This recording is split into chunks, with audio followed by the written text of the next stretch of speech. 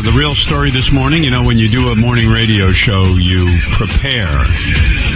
And you have a game plan, something of a game plan. I'm not saying I overly prepare, but there is a game plan, and now we throw the game plan out the window because our dear friend Eric the actor has died. Are you kidding? You didn't know? No. Oh, I thought you knew for some reason. When did he die? Saturday. No one tells me anything. Gee, I thought, why did I think you knew? You don't go on Twitter or anything, right? I try to shield myself. Right. I was actually busy Saturday. I was in Washington, D.C. at the Veg Fest. But, no. You ought to give me a list of things you do know. Then I can fill you in on what you don't know. I know very little.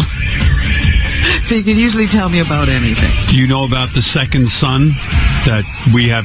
They found out on Saturday there's two parallel suns in our universe, and that there's a second sun. We're being pulled by two suns. Yeah, it's hiding behind the sun that we normally see. Really? And you're saying Eric the actor's death didn't make the Veg Fest? Eric would have been so happy when he died, when it was official that he died. And we'll talk to Jan, we'll talk to Shuli. Shuli, you can come in, because I think Shuli was... He's like the widow. Well, Jan's got all the information. Really the winner. Right. Yeah. But Eric would have been so satisfied in knowing that...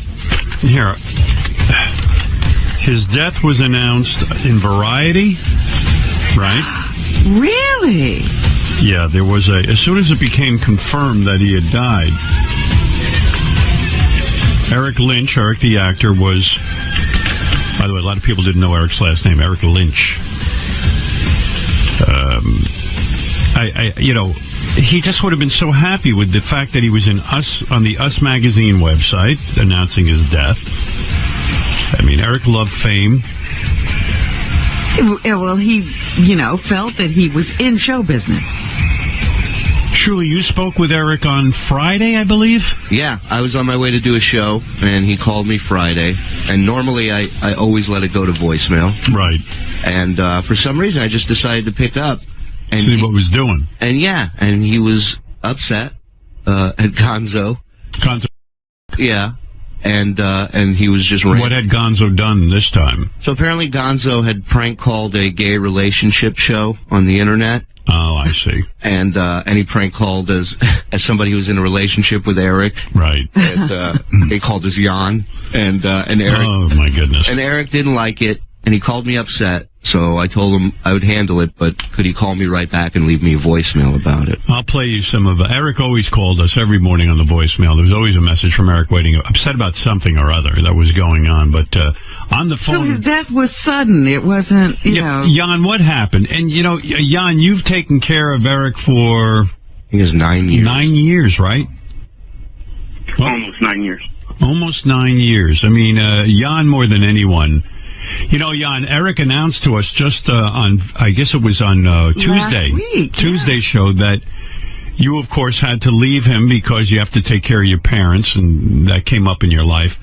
And I think, Jan, more than anything, Eric really adored you, loved you, because he was also dependent on you. I sensed real sadness and fear in Eric because... From that announcement, because his parents... would now be taking care of him, and I think in a lot of ways that represented his freedom being taken away, right? I think some parts, yeah. Howard, the day that he died was technically Jan's last day. Right. Working wow. with him. And I really think that, literally, his heart was broken. I think Eric had a broken heart because Jan was such a good friend to Eric. You guys became friends in high school, right, Jan? Junior high. Junior high. So Jan was like, well, people were picking on him, Jan. And go to the doctors. And he said, no, it's just my stomach. I was like, no, you look a little jaundiced. And he said he felt perfectly fine besides his stomach. And like everybody said last week when he called the show, he sounded perfectly fine. Yeah. And then Saturday morning, he woke up. He had to use the bathroom, and he said he felt a little bit. he felt unstable and he wanted to call the ambulance. So we called the ambulance, and when they showed up, his blood pressure and stuff was pretty bad, pretty low. They got him to the hospital. They got that all stable. They did tests, and his kidneys and liver started shutting down. And pretty much around about 3:15, his body just shut down. 3:15 in the afternoon. Well, you know, Jan, I hear the pain in your voice. I loved Eric. I truly, truly loved him. I mean, when Eric would call in, I got so excited because he was the greatest. And what I loved about Eric, Jan, maybe you feel the same way, I don't know, but what I loved about him was that here was this guy afflicted with every thing on the planet. I mean, you couldn't have gotten worse luck dealt to you.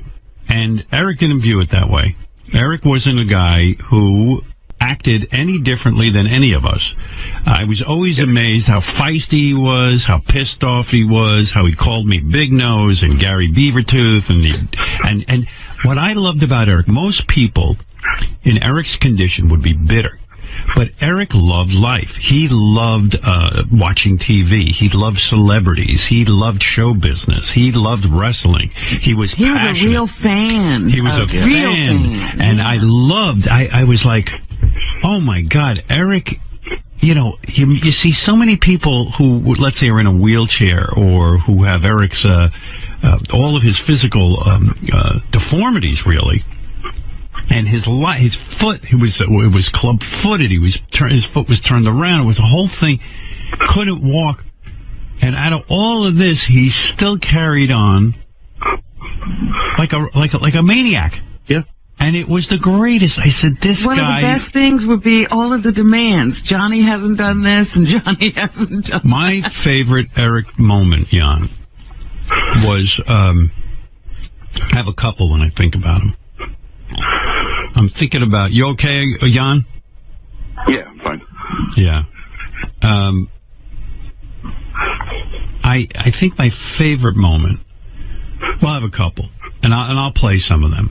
But my favorite moment had to be when Eric had gotten a job on a TV show that we got for him in plain sight. And he had to go down to New Mexico, but he was afraid that werewolves lived in New Mexico because Johnny told him, he read on IMDb that there are werewolves in New Mexico. I was there for this. It was amazing. Yeah, and it was the greatest thing. As I go, you know, here in the middle of everything, Eric says, look, I don't want... He's demanding. And I convinced him, I said, do you think they'd put all their actors in danger with werewolves? I didn't try to convince him that there weren't werewolves because he wasn't hearing any of that. I believe he requested silver in his writer. Yeah. Right, yeah. Silver bullet. I really think he did. It's a silver because he could use it. And there was my other favorite Eric moment was someone had really bummed out Eric. If you remember the story, Eric, I remember it like it was yesterday. Eric called in. He was completely pissed off. There was a guy from his high school going around claiming that Eric ruined high school because Eric forced him to put in a wheelchair ramp, which wasn't true. And Eric was so bent out of shape about it that he called up Johnny and he left him a voice message. And he said, Johnny, this guy's a pain in the ass. Take care of it. You know what to do. You know what to do. And I was like, this guy's like a little mafia guy, you know. He's like, and I know Johnny was thrilled because Eric actually sounded like one of the mob bosses that Johnny grew up around. It was the great. I got to just play it for you. Oh, here's Eric the Midget. Let's find out. I'll get him on the phone. What are you, nuts? What are you, nuts? Eric. So what? So what? What do you think, you can call a hit on someone? That's a felony. I wasn't calling a hit. Johnny knows what I'm talking about, not a hit. What are you talking about? Him to, like, find someone to teach this kid a lesson. Oh, you want him legs broken? Or Beat up. What do you want done to him? Because Johnny's got to know what to do. You leave a message like that, Johnny thinks he's supposed to go. Hey, Howard. Eric, I want to hear this message you left Johnny. Received yesterday at 1:26 a.m. Hey, Johnny, did you catch the replays doing it from was supposedly from my school called in and said that I ruined the school because of having them do construction and everything. Find that guy. His name's Gary. You know what to do. You know what to do. Just find him. Johnny, how did he get?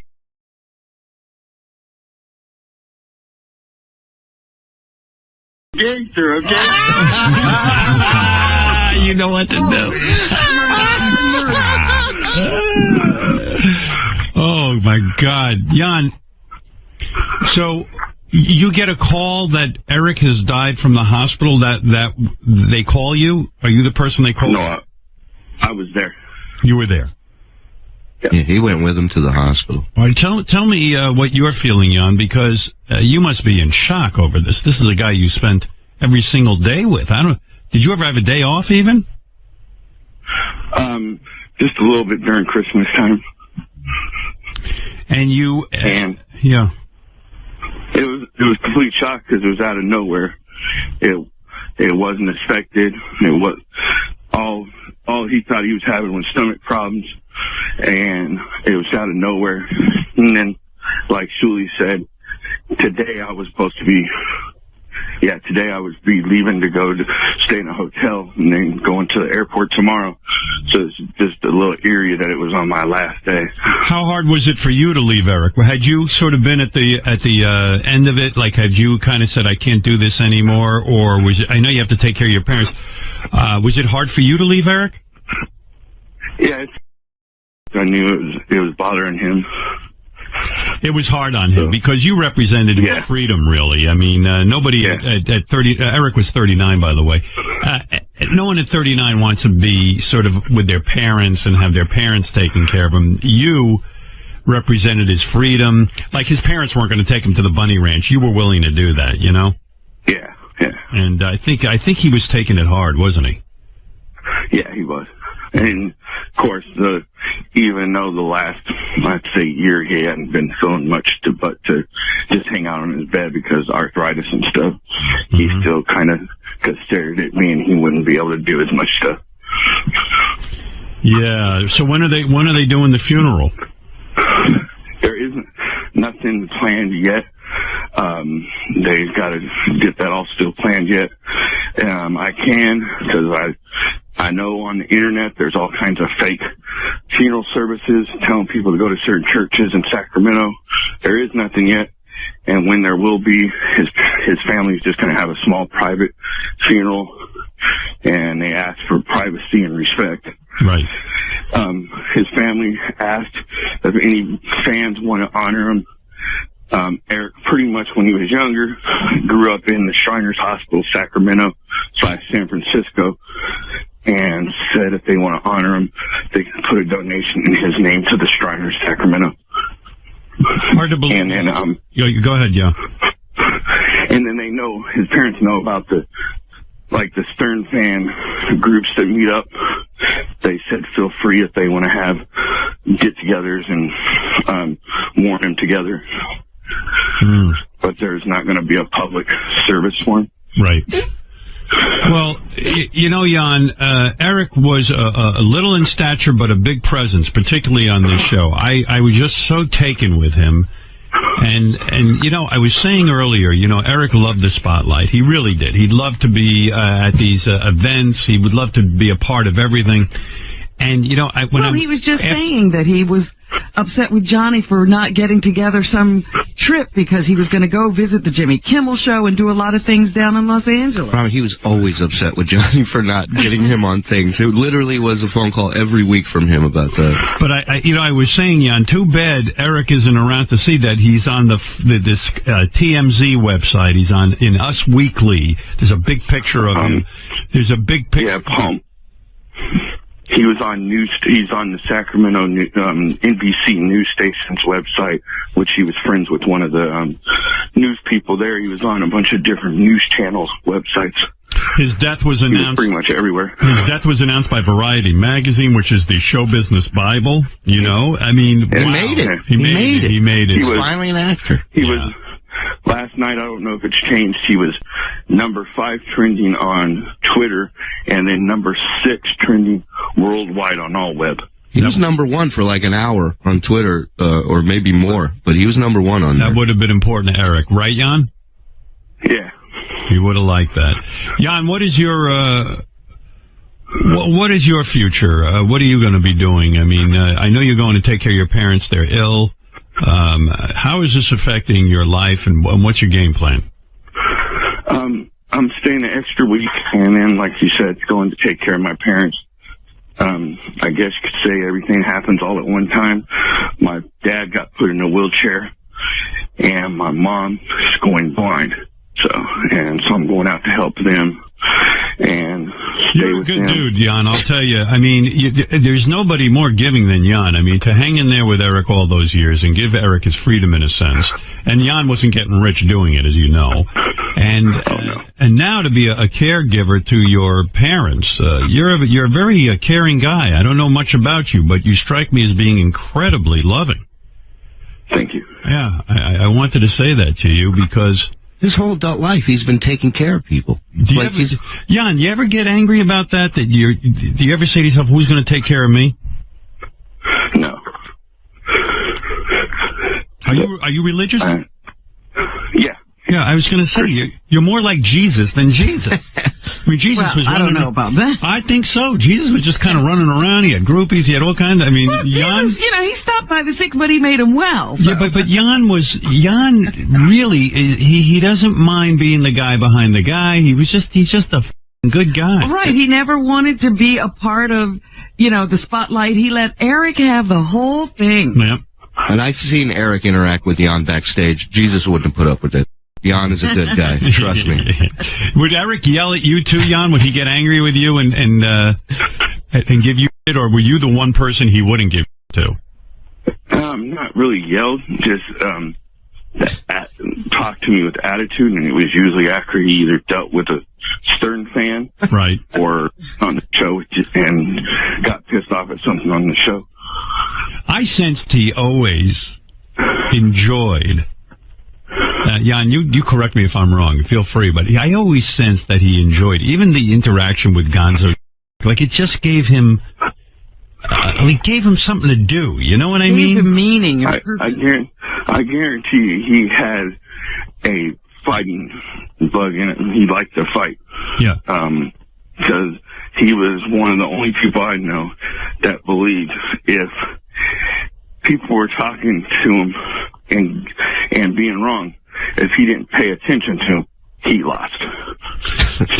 Most people would see it that he was losing and they were winning by him going back and fighting with them. But he's seen it the opposite way, so he definitely liked to fight. Did you ever have moments of Eric, Jan, where like Eric would turn to you, and be the real Eric in the sense that, we knew him on the air, and whenever you're on the air, it's always an exaggerated personality. Did you? A lot of people couldn't distinct show in reality. Was Eric a sensitive guy underneath it all? Oh yeah. He was. I'd tell you the first time I met the real Eric is after a show I took him. We all went to a strip club, and I went right to the front of the stage with Eric, and when we were taking turns crumpling up dollars and throwing it over to the dancers because they were a little far away. And when the girl was done, this stage had a curtain that dropped down, and Eric and I are literally at the front of the stage, and the curtain dropped down on Eric and me, like right on our heads. And I immediately freak out, and I pull him out, in his wheelchair, and I'm like, "Are you okay?" And he looks at me and goes, "What a way to go." Eric loved women, right, Jan? I mean, that was the thing. Was the highlight of his life, and I want you to answer me, was one of the highlights, certainly maybe the highlight, was when we got him laid at the Bunny Ranch. Am I correct? Yeah. Yeah, I mean, the guy, the poor guy, was sort of saddled with this body that, he couldn't really ever be treated like a man because he was so dependent on everyone. And when he went to the Bunny Ranch, for once he felt like this is what it must be like. You know what I mean? To just be normal and have a check into it. Yeah. If you remember this, who is what I want to know. That was Cherry last night. Cherry last night. Yeah, me last night. Cherry, was he good in bed? I mean, did you have an orgasm?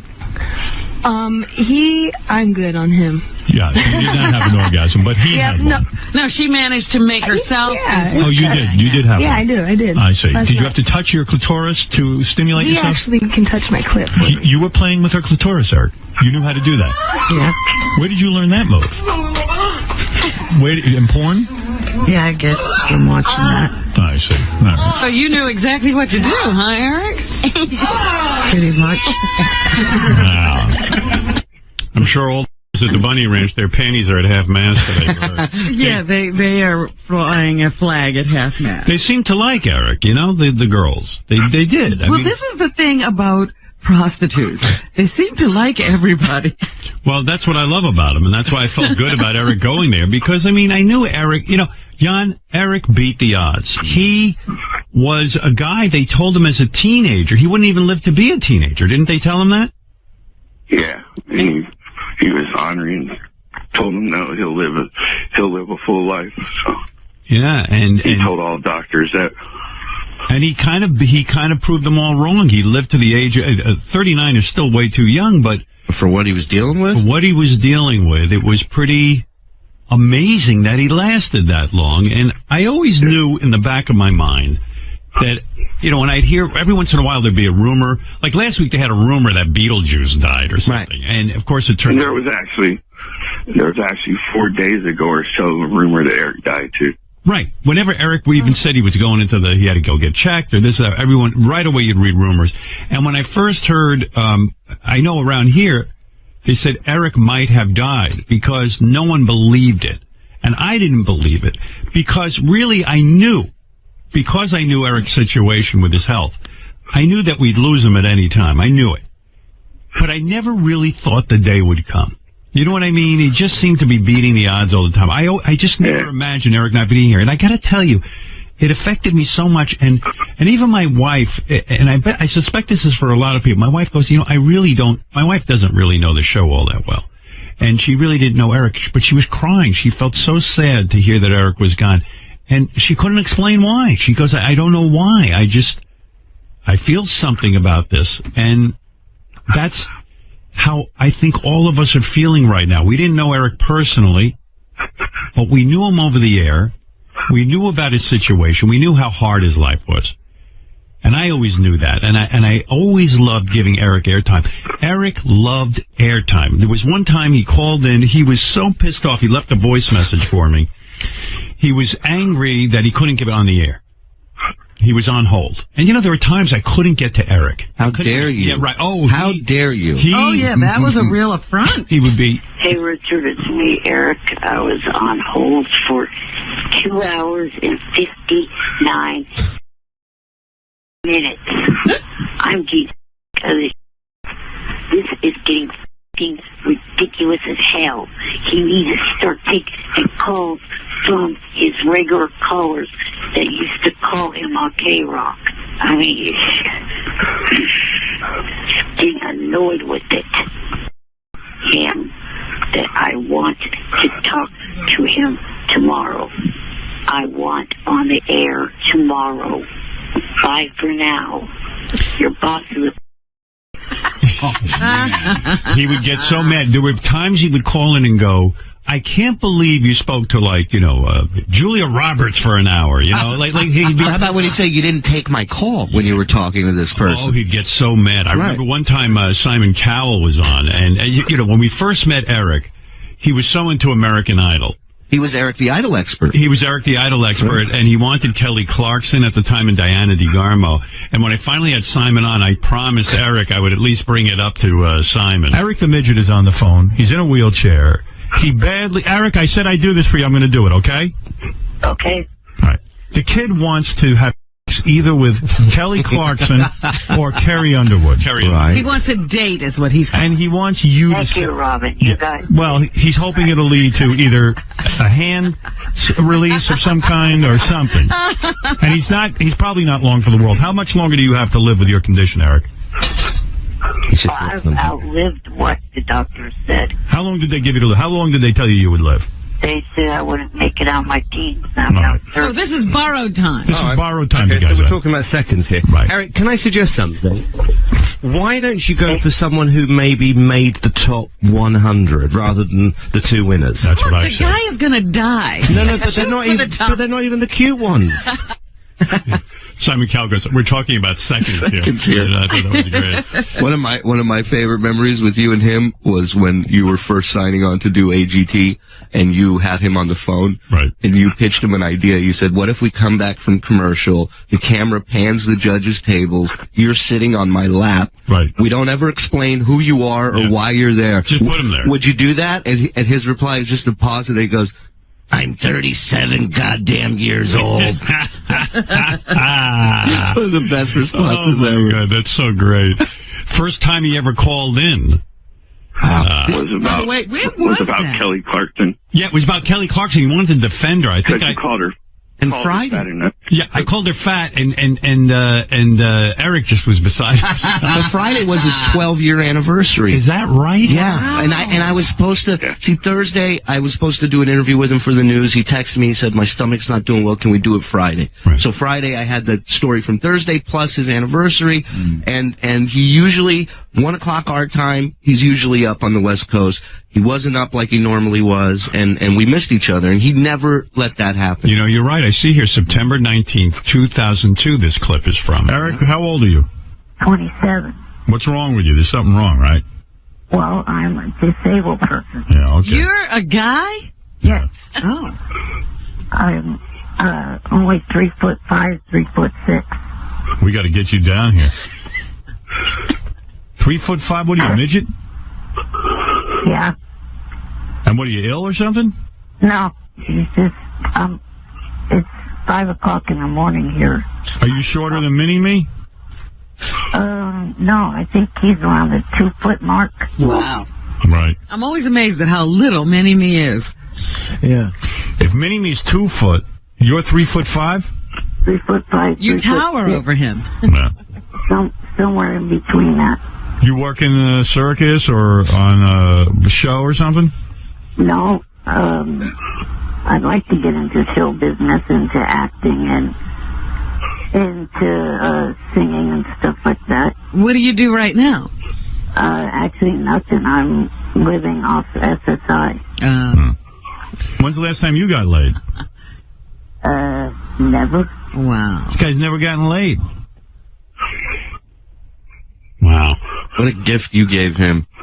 Yeah, get laid, sitting huh? here thinking, look, he's sitting there, he had hopes and dreams of being in show business. When I hear that clip, I'm like, Eric wanted to be a singer. I was like, I've never heard him sing ever. I mean, we should have gotten him a singing We had job. him sing. I hear Well, you had him do that wild thing one time. Right, yeah. Singing was not his thing. You know, but Eric did act. I mean, we got him on about, I don't know, 10 shows maybe? I remember watching him on the set of In Plain Sight in New Mexico, and just, how seriously he took the job and how well he wanted to do at it. And it wasn't about getting out there and f***ing around. Like, he saw himself as an actor, and he was hired as one, and he was going to do his job. Oh, yeah. No, he wasn't kidding around. In Plain Sight with Mary McCormick. I mean, he I promised I'd get her help. I keep my promises. Well, we'll get her to Finkel. Anyway, good job. You compliment me? Well, don't get excited. I'm hormonal. Plus, my kid's in the hand of rank amateurs. Hey, who's gonna get her crap out of that apartment? Geez, I don't know what Beth's whining about. He seems sweet. I'm serious. Aw, adorable. there he is acting. That was the day when they had a bunny on set that was supposed to run out of the house, and his line, he was supposed to yell, "Don't let the bunnies out." You know, what happened to that? He did like 19 versions of it, and all exactly the same. So many celebrities, Jan, so many celebrities were tweeting yesterday. I think Eric would have been pleased. Andy Cohen talked about it on his show last night, too. Oh, did he? I mean, Eric would have just loved this. That's the problem. You know? I hope he knows. I hope there's some place that he went to and he can see all this. Johnny Knoxville wrote, "Rest in peace, Eric the actor," on his Twitter account with a big heart sign. Jimmy Kimmel. Jimmy insisted on calling in this morning. He'll call in later. Eric the actor was my all-time favorite. Absolutely. What is Jimmy going to do? He says, "I will miss him terribly. # bye for now." Natalie Maines. And, yes, Jan? Natalie Mean started the hashtag thing to try to get him #1. And then Zach Efron A lot of people started talking about him last night. Natalie Main said, rest in peace, Eric the Actor. As a tribute, let's get Eric trending. Hashtag Eric the Actor. And the people at Brickleberry said he was a pleasure to work with. Jonah Hill, I just found out that Eric the Actor passed away. He entertained me for years. So sad that this great man left us. Rest in peace, Eric. Andy Cohn. Seems like it's true. So rest in peace, Eric the Actor. One of the great Stern callers ever. We were going to originally try to wait till this morning where we can officially announce it on the show, but then family members and friends from high school seen it on family members' pages and started posting it on my page and started rumors that he was dead. So well, it seems like everyone knew but Robin. Yesterday. Robin was actually shocked when I told her this morning. VegFest. Yeah, I heard. Right. Because, Robin, at VegFest, they don't know Eric the Actor, I guess. I guess not. It wasn't trending at VegFest. News was blocked. I'll tell you, I'll never be jealous of Robin's life when I hear she's at VegFest. I'd rather have Jan be taking care of me. When she's on her boat, I'll get a little envious, but not at VegFest. You know what I mean? They were asking about you there. It was Washington, D.C., where we started. Us Weekly, Howard Stern Show whackpacker Eric the Actor Lynch died. He did not like being called a whackpacker. Let's remind people of this. In fact, Jan, I have some tape when Eric called, and he was just beside himself. Let me see if I can dig that out real quick. Somebody keeps changing my page. I don't know how that's possible. Are you crying, Jan, or is that a breathing situation? No, I'm walking around outside where I don't keep people up. Oh, okay. Yeah. You're out of breath, it sounds like. Yeah, I'm just walking around, so I didn't want to keep people up. Oh, God, I have so many great Eric moments. Do you remember when Eric measured his... Oh, yes. Yes. Why did he do that, Jan? I forget. There must have been a reason, because that's something Eric normally wouldn't do. I think you offered him something, and all I know is I got woken up that morning and by phone call asking me to bring him the roller. Now, Eric could have faked it, but he didn't. He was a man of his word, and here's a moment. So you're laying on the bed, nude, on your back? Yeah. All right. Just want to picture this. And you're fully aroused? Yes. Are you ready to measure? Yeah. All right, go ahead. It's, Be honest. From your shaft, not from your balls. I know. I remember what you told me. God knows what I told him. Like your son. 5 inches. You're 5 inches. Fully aroused. Poor you. Somewhere a little over. Jan, did you throw away that ruler after that, or did you keep it? I don't know what happened to it, to tell you the truth. Jan's blocked out that whole evening. Well, that wasn't the only time that something like that happened. That time that he was, well, I guess you could say sexting or whatever you would consider through email, taking a picture of his cock and sending it out. I walked in on him when he was doing it. And what, was he ashamed that you walked in on him? No, he got me that he just used the bathroom and he hadn't got his pants up yet. Oh, that's the greatest.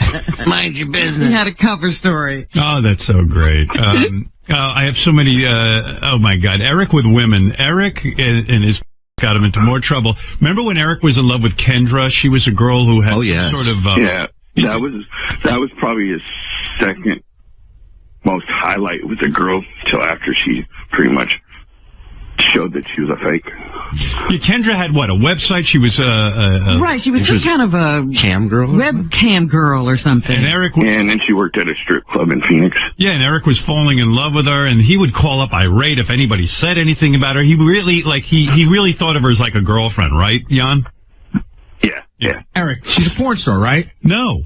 Eric, I'm looking at her website. Can you define pornography for me, Eric?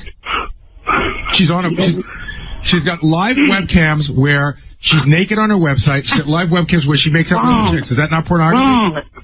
Horsetoot. Shut up. Well, what is wrong about that? Well, I'm just looking at... I don't even know who this is. Is she...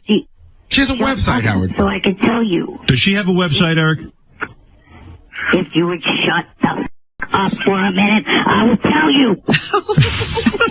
This is his best phone call ever. Of all the ways I thought this guy would die, I never thought of an aneurysm. He's got a girlfriend now. Look at the guy. He's Wait a on minute, fire. he's gonna fight you. Is he on meth? Eric loved the show, didn't he? It gave him a reason it gave him fame. It gave him so much, right? Yeah. He liked the fame. He liked the fighting, like I said earlier. Yeah. What a character. God, I loved him. I mean, people say, what people say, I just love the guy. I loved him. Sometimes Gary would come to me and go, believe what? Gary would come to me sometimes and he would say, Howard, how can you put this guy on? He's ungrateful. I go, Gary, that's what's so great about him. Right. He's not sitting there sucking somebody's dick for airtime. He's like, it's just unbelievable. There's nobody that's dealt that hand in life that is like to the rest of the world. Yeah, they're usually a little giving, a little meekish, something, you know? No, not him. Gary, you had a love-hate relationship with Eric, didn't you? I mean, I did. And more hate than love, because you know what? I feel actually good. He was, first of all, I know he was really mad at me this last week because I gave him a hard time about the ALS challenge, but I always saw it as like ball breaking, meaning like I didn't go home and say to my family, I hate Eric. Like it was here, I would with him, and then I just left it there.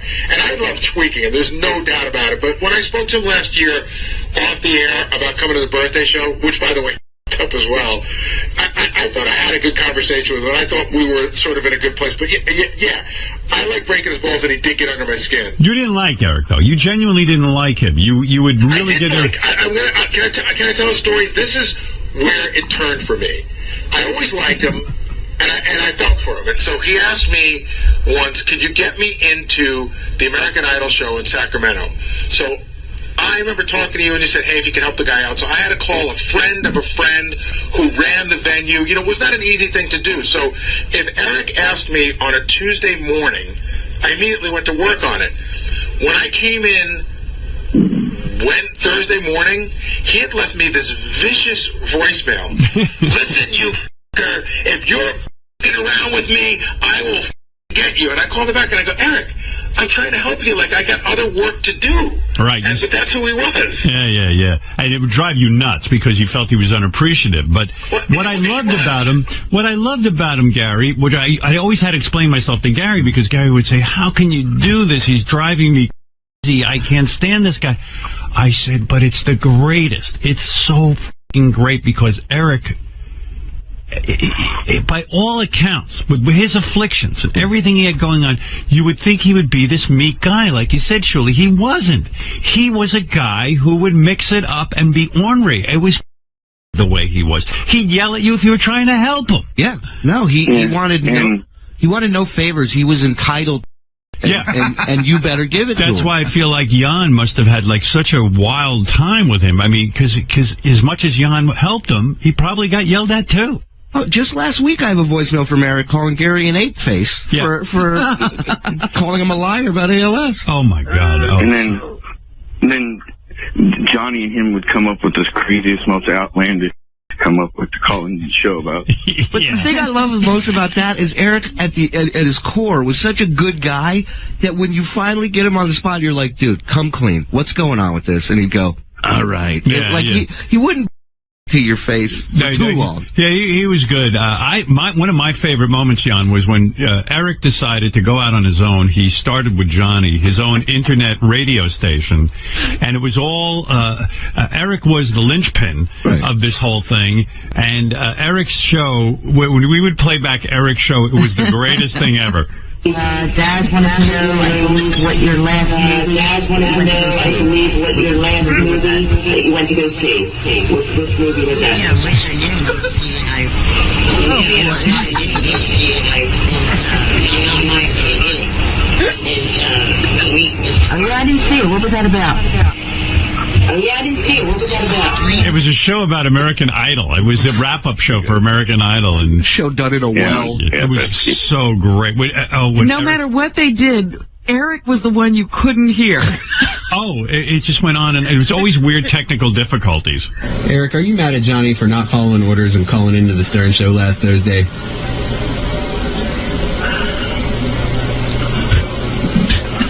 Well, it was really not in orders. When I made this statement that I made the other day, You couldn't write this stuff. I knew Johnny wasn't calling in anymore. I was basically... You couldn't write this stuff. Oh, it was That's a amazing. great question. Yeah. Oh, Jan, it was unbelievable, right? And then there was one point Eric had then Eric gave up on the American Idol show. He decided to have a country music show. And the country music show, the problem was the music was louder than Eric.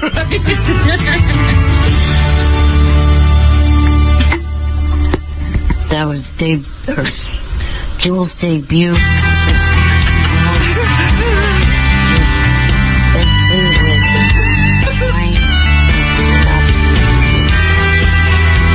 He's doing a talk-up right now. Just A demo on how not to do a radio show. oh, my God, I would say, Eric, we can't hear you. It didn't matter. Like Christopherson would do.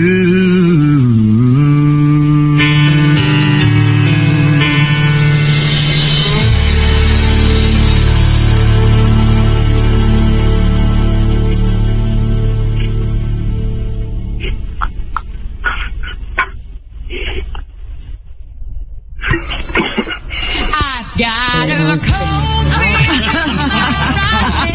and my left I got my wedding band. I've been wearing He's talking. around that wood long, and I'm But there was that long gap that he couldn't get started. the only one who can set my He loved country music, right, Jan? That was his thing. Yeah, that was his main music he liked. Oh, He liked a little bit, I guess you could say, pop and R&B. he loved it all. He loved pop stars. He loved following the charts. He was great. I mean, good Lord. I loved it when he would call you and give you advice because now you were a judge and he knew all of these shows. Oh, my and he God. evaluated your performance. He was the only whackpacker that I would get bummed when he was mad at me. We only had one real big fight. What was your fight about? This was years That was ago. the laying down thing. Yeah, this was years ago. We were doing a show somewhere, and he came out to the show, was a part of it with us. And at one point, Jan took him out of his chair backstage and laid him on a couch, much like this couch here. And Eric was laying on his side, like it just looked like this Playgirl pose of like Right. him laying on the couch. So they took a picture. I'm like, hey, can you send me that picture? And I ended up putting it on my MySpace as my profile picture, and Eric flipped out. Oh, Yeah, because Eric told him as long as you don't post it nowhere. And It was such an awesome picture. I couldn't resist. And he started texting me. He goes, "You balding Jew." when Eric was pissed off at you, it was unbelievable. Like, I'm thinking back to all the time Eric was pissed off, but what was great was, I guess, on the air, Fred or somebody had said that Eric talks slowly and grunts when he talks. Yeah. And Eric just was beside himself. So you're abundantly clear with each and every person. Let me start over. Let me get something abundantly clear with every one of us into this f***ing show. I do not f***ing grunt when I talk. And I do not talk slowly. Do you hear me talking f***ing slowly right now, mother? I talk at a normal rate of speed. And I do not grunt when I talk. Shut the Oh my God! And, well, he gets mad at you, and then Eric would get mad at Fred because Fred would play the sound effects behind him. It was I just, always loved that. I'm not giving that head credit for well, Even if he deserves it, is what I you're think saying. you're making a mistake. I don't think that's fair to Steve. Him covering the story helped you. Really? I hate Langford. I want you to fire his dumb. Why? Because he has a huge. Right. Well, why do you hate Steve? I He mean, helped you. He's helping you. 0 point. Are you saying you don't want any help? Fred, you push that button one more time. I'm going to find a New Yorker. What? 0.0. I'll meet you at JFK. Eric could fight with the best of them, and he loved it. I don't even know what he said to you there, Fred. He was like, gonna do went something. I think he said He was just mad because, like, I What- always what- interject these little things, and he says, "I want to break you. I'm flying to New York. I'm going to break your fingers." Is that what he said? Yeah. Jan? It was beautiful. That was so pure. Yeah, you almost felt like good if Eric was angry with you because it meant you'd arrived or something. He was alive in those moments. And by the way, I don't want to paint Eric as always being angry. There were times Eric could be downright sweet when he'd leave his message for the happy holidays. Hey, this is Eric the actor. I wanted to leave this little Christmas message. So I just wanted to say, happy holidays to everyone. Merry Christmas, Happy New Year. I've heard about your new 5-year, $400 million contract. Congratulations with that, and hope that you continue to entertain your fans for the next 5 years. Also, thank you for taking my call for the last 8 years plus. All right? So, again, happy holidays and Merry Christmas to everyone. Yeah, I tell you, I love Eric the actor. Gonzo, you were always. You know what I would? Oh, Gonzo, Gonzo, you were always involved with something with Eric. You and Eric were always going at it. What do you want to say? I just want to give my condolences. I don't want to make it, any. I just, I'm just really sad. I'm like really broken up about it. Hey, Gonzo. Yeah. Isn't it a little too late to come start saying all this stuff and turning your Twitter page around? Yeah, I mean, even when Eric was alive, I never really did that much. I never really, fucked with Eric that much. I just, it was the a good one. fun. Since he got on, the worst one is Pollyanna Haas, or whatever you want to call her name, the nurse practitioner that she supposedly took care of her patients, but was able to send people to her house on Craigslist and all this stuff all day long. She has the nerve to Eric 24/7, then ask for the obituary and ask to come to the funeral. That was the last person Eric would want to have anything of his. Gonzo, you said this is officially your last phone call to us. Well, regarding Eric, yes. Well, Howard, Eric's last voicemail to me, literally his last request is that Gonzo never gets on the air again. Is that right? Yeah. But I sense that Eric, as much as he didn't like Gonzo, I think Eric liked the three-ring circus of guys like Gonzo f***ing with him all the time. Jan, am I wrong about this? Oh, no, he liked the fighting part. Yeah. But he hated the people that he was fighting with. Right. Well, and also, and in my defense, by the way, I never really said that, like, mean things about Eric. It was always like, Eric starting wildfires or Eric's. Right, it was absurd stuff. Right, Yeah. It was just to have fun with Eric, and I was truly like devastated when I heard the news from Prado, and it was just my condolences, and Jan, my sincerest condolences to you. Like I really do feel I'm shaken up about it. Like All right, Gonzo, thank you for the call. All right, thank you, Howard. Right. Anybody? Yes, Jan. For anybody that thought Eric was incapacitated and selfless and all that, he did that on the show, but the last thing Gonzo did that pissed off him so bad was all on me. It wasn't even about Eric, really. It was on me.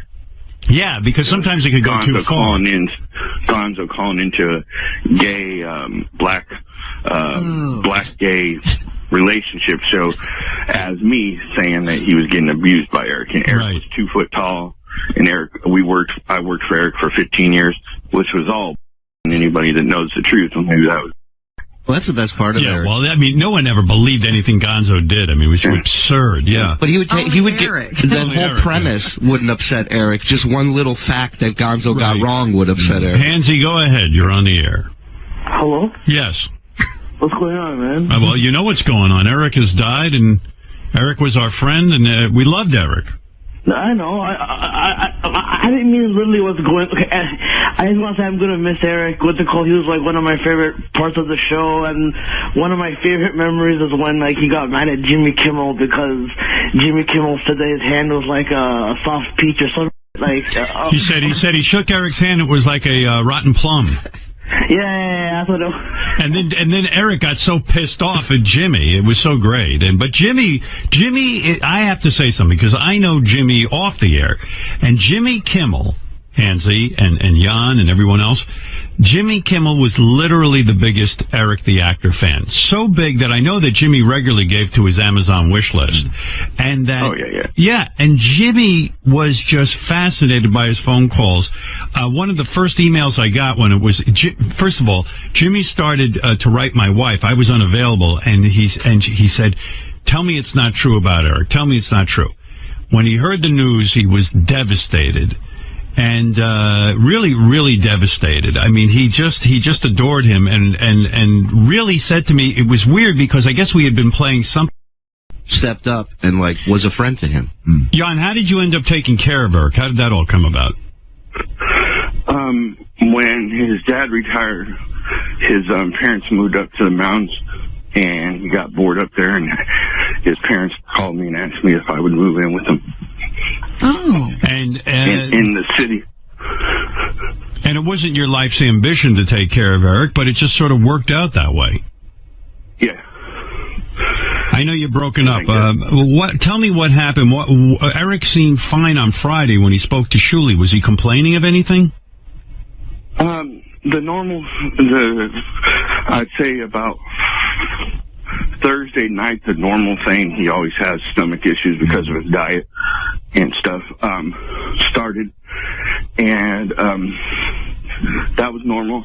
And then Friday night, I told him he didn't look too good. He should call his parents.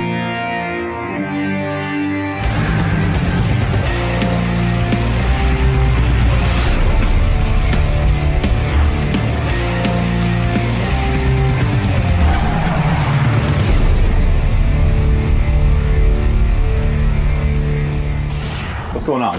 Mark McGrath is here. That's what's going on. Is that all right? Old friend of the show. We're going to bring him in. Absolutely. You sure?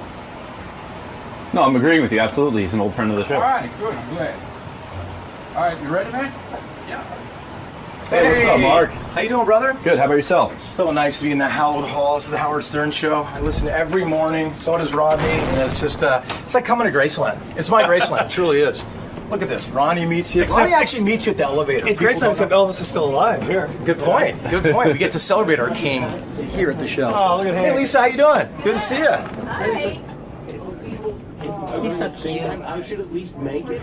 This bastard beat me in Rock and Roll Jeopardy. Not many people beat I remember me. that. He got me. I will tell you this about the wonderful Hank DeDork, though. His trivia knowledge extends from 1967 to 72, and then it shuts off. So he'll get you any spooky tooth, any mountain questions, but you bring him into like Duran Duran Culture Club, it's a wrap. So I will say on behalf of my 3-time Rock and Roll Jeopardy championship stardom that the questions were a little skewered his way. I'm not tempering it. May in rest his peace, he certainly beat me in Rock and Roll Trivia. And he was passing out in between questions, I remember. Well, so was I back then. It was kind of a fair fight, but Lord rest his soul, man. We love this little guy. He's the greatest. Mark, good to see you again. You too, bro. So happy to be here, man. All right, I'll let you get to Howard in a few minutes. Awesome, man. It's so great to be here. It's just like, first time here, what, Ron, 95? 95, yeah. Come back here, 17 years later. Which hot intern's giving us our release? Hi, I'm Jillian. Jillian, will we be on the intern show? What? Are we going to be on the intern show, Are too? you going to be on? Well, because now you're giving us our release. Yeah, if you want to be on. Aw, no, sorry. Okay. I did Sacha Baron Cohen last week, asshole. Who are you? Smash Mouth? Art from Everclear is here. Long-time fan. I'm going to bring him in.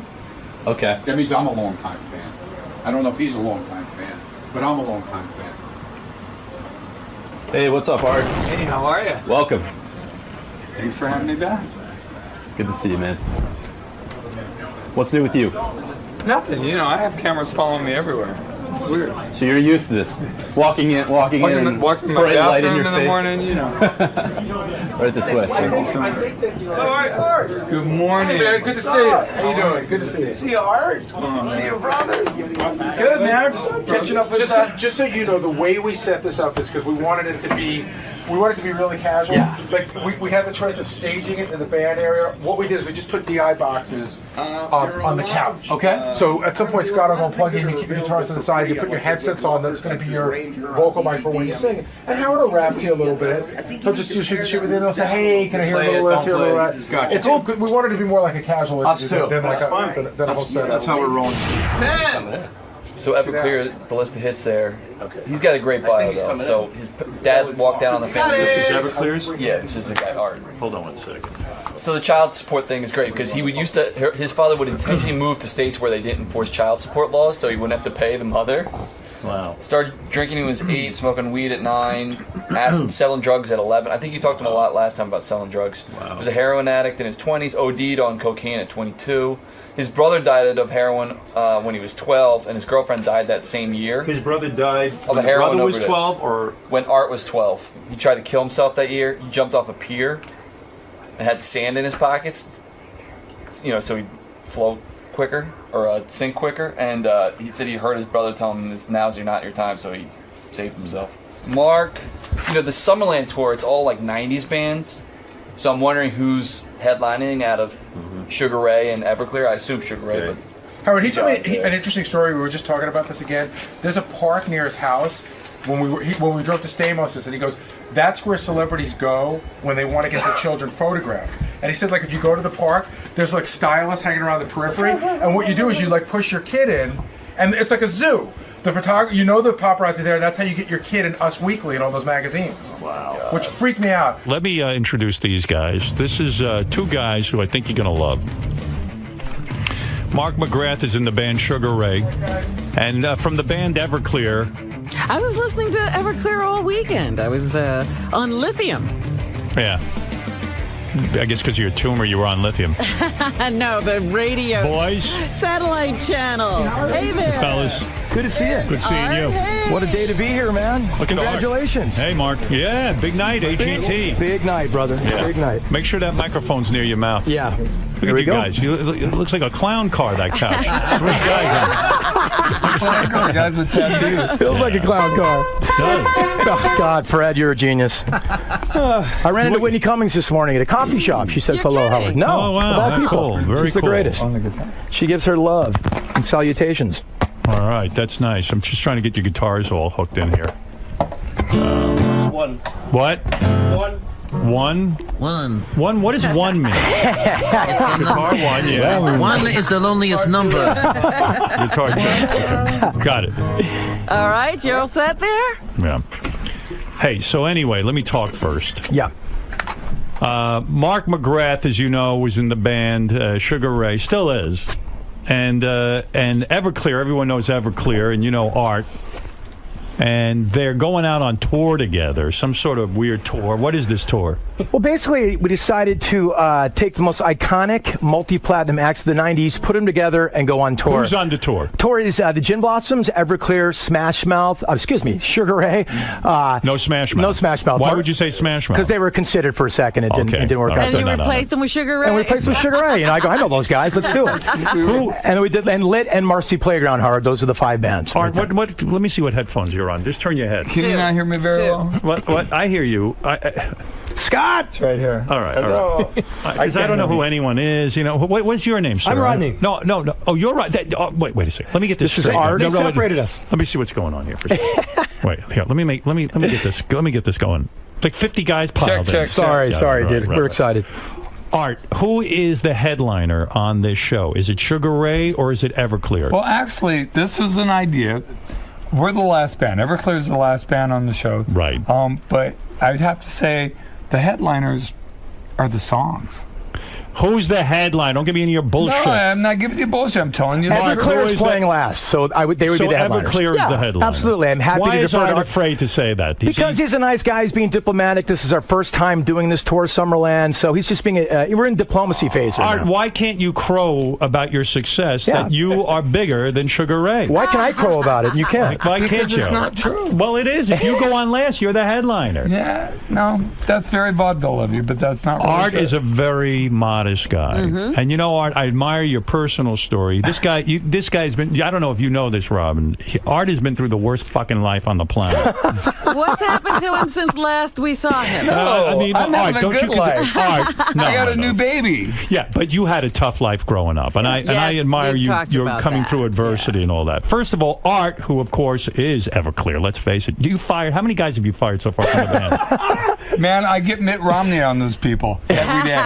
You've kicked out several members of the original band. That's right. Why did you Actually, kick they them weren't out? the original band. That was the third band. The guys that came in here. Is it hard to fire guys in a band? Yeah, of course it is. It is. How do you do it? Like, do you call them in, or do you do it over the phone, or do you have one of And your why bands? do you do it? Well, it depends. And sometimes I've been clean and sober for 23 years in June. Right. And I just have a zero tolerance for drugs. So it came down to that. Thank God I wasn't in your band. Let's just, Mark had been in your band, he would have been thrown out. Mark, are you clean ever and tell sober? him how we met? I'm not sober, Howard, but, compared to how I used to come here back in the 90s, things have changed a little Yeah, bit. you're Let's a be little bit honest. better. Let's be honest. Good for you. Yeah. Good for you. The night we met, he came to my hotel room on acid. Is that right? Are you kidding? And Good were you night. upset about that? No, I was okay with it. I wasn't on acid. I didn't take it personally. Here's what I'm going to remind people how horrible your life is. Or what? No. Your dad Was. Your dad. You're a great musician, but you've had adversity. Your dad. Do you know his whole story, Mark? I'm very, very in tune with this whole story, Howard. Okay. Your father walked out on you when you were 6 years old. Am I correct? Yes, sir. And when he walked out, he refused to pay child support. As a matter of fact, your poor mother, who I'm sure you identify with, your father would move from state to state. He'd find states that don't allow child support, who don't go after people who don't pay child support. There was 2 states, and he went to both of them. What were the 2 states? Texas and Florida. So he would move purposely between Texas and Florida so he wouldn't have to pay child support. It's true story. That's rough. So your mother struggled. And you had a brother and how many sisters? 3 sisters. 3 sisters and a brother. Right. And drug addiction ran in your family. And your brother died from when you were 12 years old from drugs, right? Right. That is not easy stuff to get over in your life. And you tried to kill yourself as a result. Well, I was 12. I jumped off the pier. I was stoned. You filled your pockets full of sand. Sand and fishing weights. So Did that you really? Yeah. I didn't know that. That's See, I used to go out on fishing boats to make money, like cleaning fish. I'm from Newport Beach. We know all about that thing. So when you say you're clean and sober, it's really something to overcome, because when you were 8, you started smoking pot. When you were 9, you started dropping acid. And at 11 years old, you started selling drugs. So drugs were your life. How did you find music in your life when you have all of that shit going on? Honestly. Well, from the time I was 4 years old, I wanted to be in a band. That's my dream. I meet people today who don't know what they want to be. There are grown-ups that don't know what they want to be. I've known what I want to be since I was 4 years old. Wow. I didn't want to be a rock star. I wanted to play in a band and make a living and have a family. That's what I People wanted to don't realize that. If you want to be a rock star, chances are you'll never be one. Not anymore. You know what I Name mean? the last rock star, Howard. They don't make them anymore. Nah, rock stars don't A rock exist. star, yeah. So that phase is over. You might be able to sustain yourself in a band, but the multi-platinum days and the state, that's gone. Are you talking like the days of Cream and Yeah, but I'm Zeppelin? talking about the days talking of even Everclear Stone Temple Sugar Pilots. Ray. Yeah. That's true. That's true. You're looking It's at gone. The 90s were it, right? That was Money- probably it. You had Money Pearl was shooting- Jam. Money was shooting out of the ground. You bought a When we got record for into- one CD that was $20, and that sort of mentality, that oppressive sort of, that disparity between, the prices of the CDs being so expensive is what started Napster. How many albums did Sugar Ray sell? 10 million. How many albums did Everclear sell? 10 million. 10 million. And did you, Art? Were you broke for a while there? Like you pished away all the money? I didn't piss away anything. Pished. I gave it to I gave it to my ex-wife. You were married 3 times. 4 times. 4 times. I'm on the 4th. We have a 4-year-old. I have a 19-year-old that goes to Sarah Lawrence College across the river there. Right. And did you ever think of moving to Texas to avoid paying child support? You know why I never thought of that? Why? Because I was raised by my mother. I was raised by a woman. Right. She taught me how to be a man. Right. And I know that sounds like a Hallmark card, but it's absolutely Good. Why 3 marriages? Was it the drug use? No, sex. Sex. You just got caught up because you were a rock star and you're like, Jesus, it's so available. No, right? because I was sexually abused when I was 8 years old, and I just wanted to sleep with everyone my whole life. You were sexually abused Yeah. today? By who? By older boys in my neighborhood. No kidding. Yeah. How the fuck did that happen? I mean, if anything that could go wrong went wrong. Do you know how that happened? Yeah, how does that happen? Do you have kids? I don't know. No. I have kids. I know He you has have kids, kids. yeah. So, my mother told me, I was like one of the original latchkey kids, right? Back in the project. Right. And Well, my your mom mother had told to me, work. Yeah. do not go into other people's houses after school without permission. Right. Do not go anywhere. Do not do that. And I did. I went into these boys' houses, and she said, especially these boys' houses, because they lived with their dad and they were wild, and they were obviously abused, and I got abused. Wow. Rape. Right. Wow. Repeatedly. Yeah. And so do you think that led to your drug use, or I think also it your led to brother's a death? lot of stuff. That and my brother dying and just all sorts of stuff. That's a rough childhood. I didn't have a man around to help me learn how to be a man, so I had to learn on my own.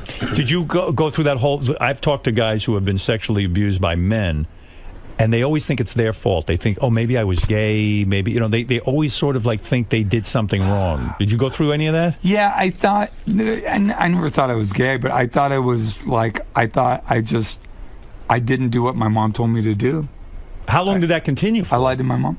What do you mean? Like, how long did that go on for, these rapes?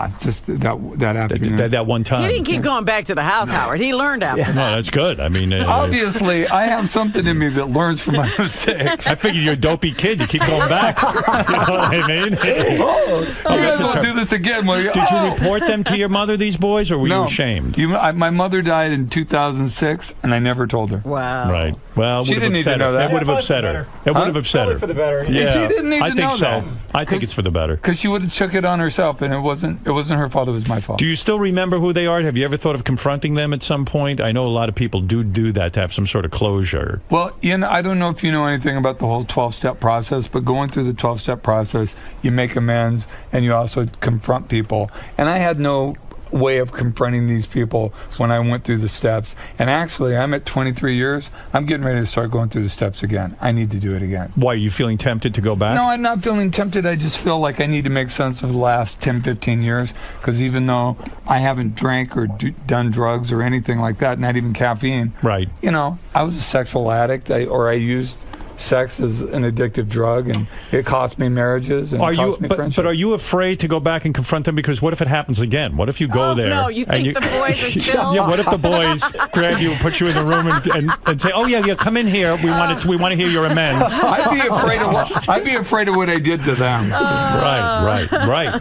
No, I mean, listen. I grew up in a black neighborhood. I was the one white kid in a black neighborhood. I learned to fight at an early age. Right. I know what that's about. Yeah. I know. I know you do. Yeah. And it's just like, I'm not worried about that. Were these black gentlemen or white gentlemen?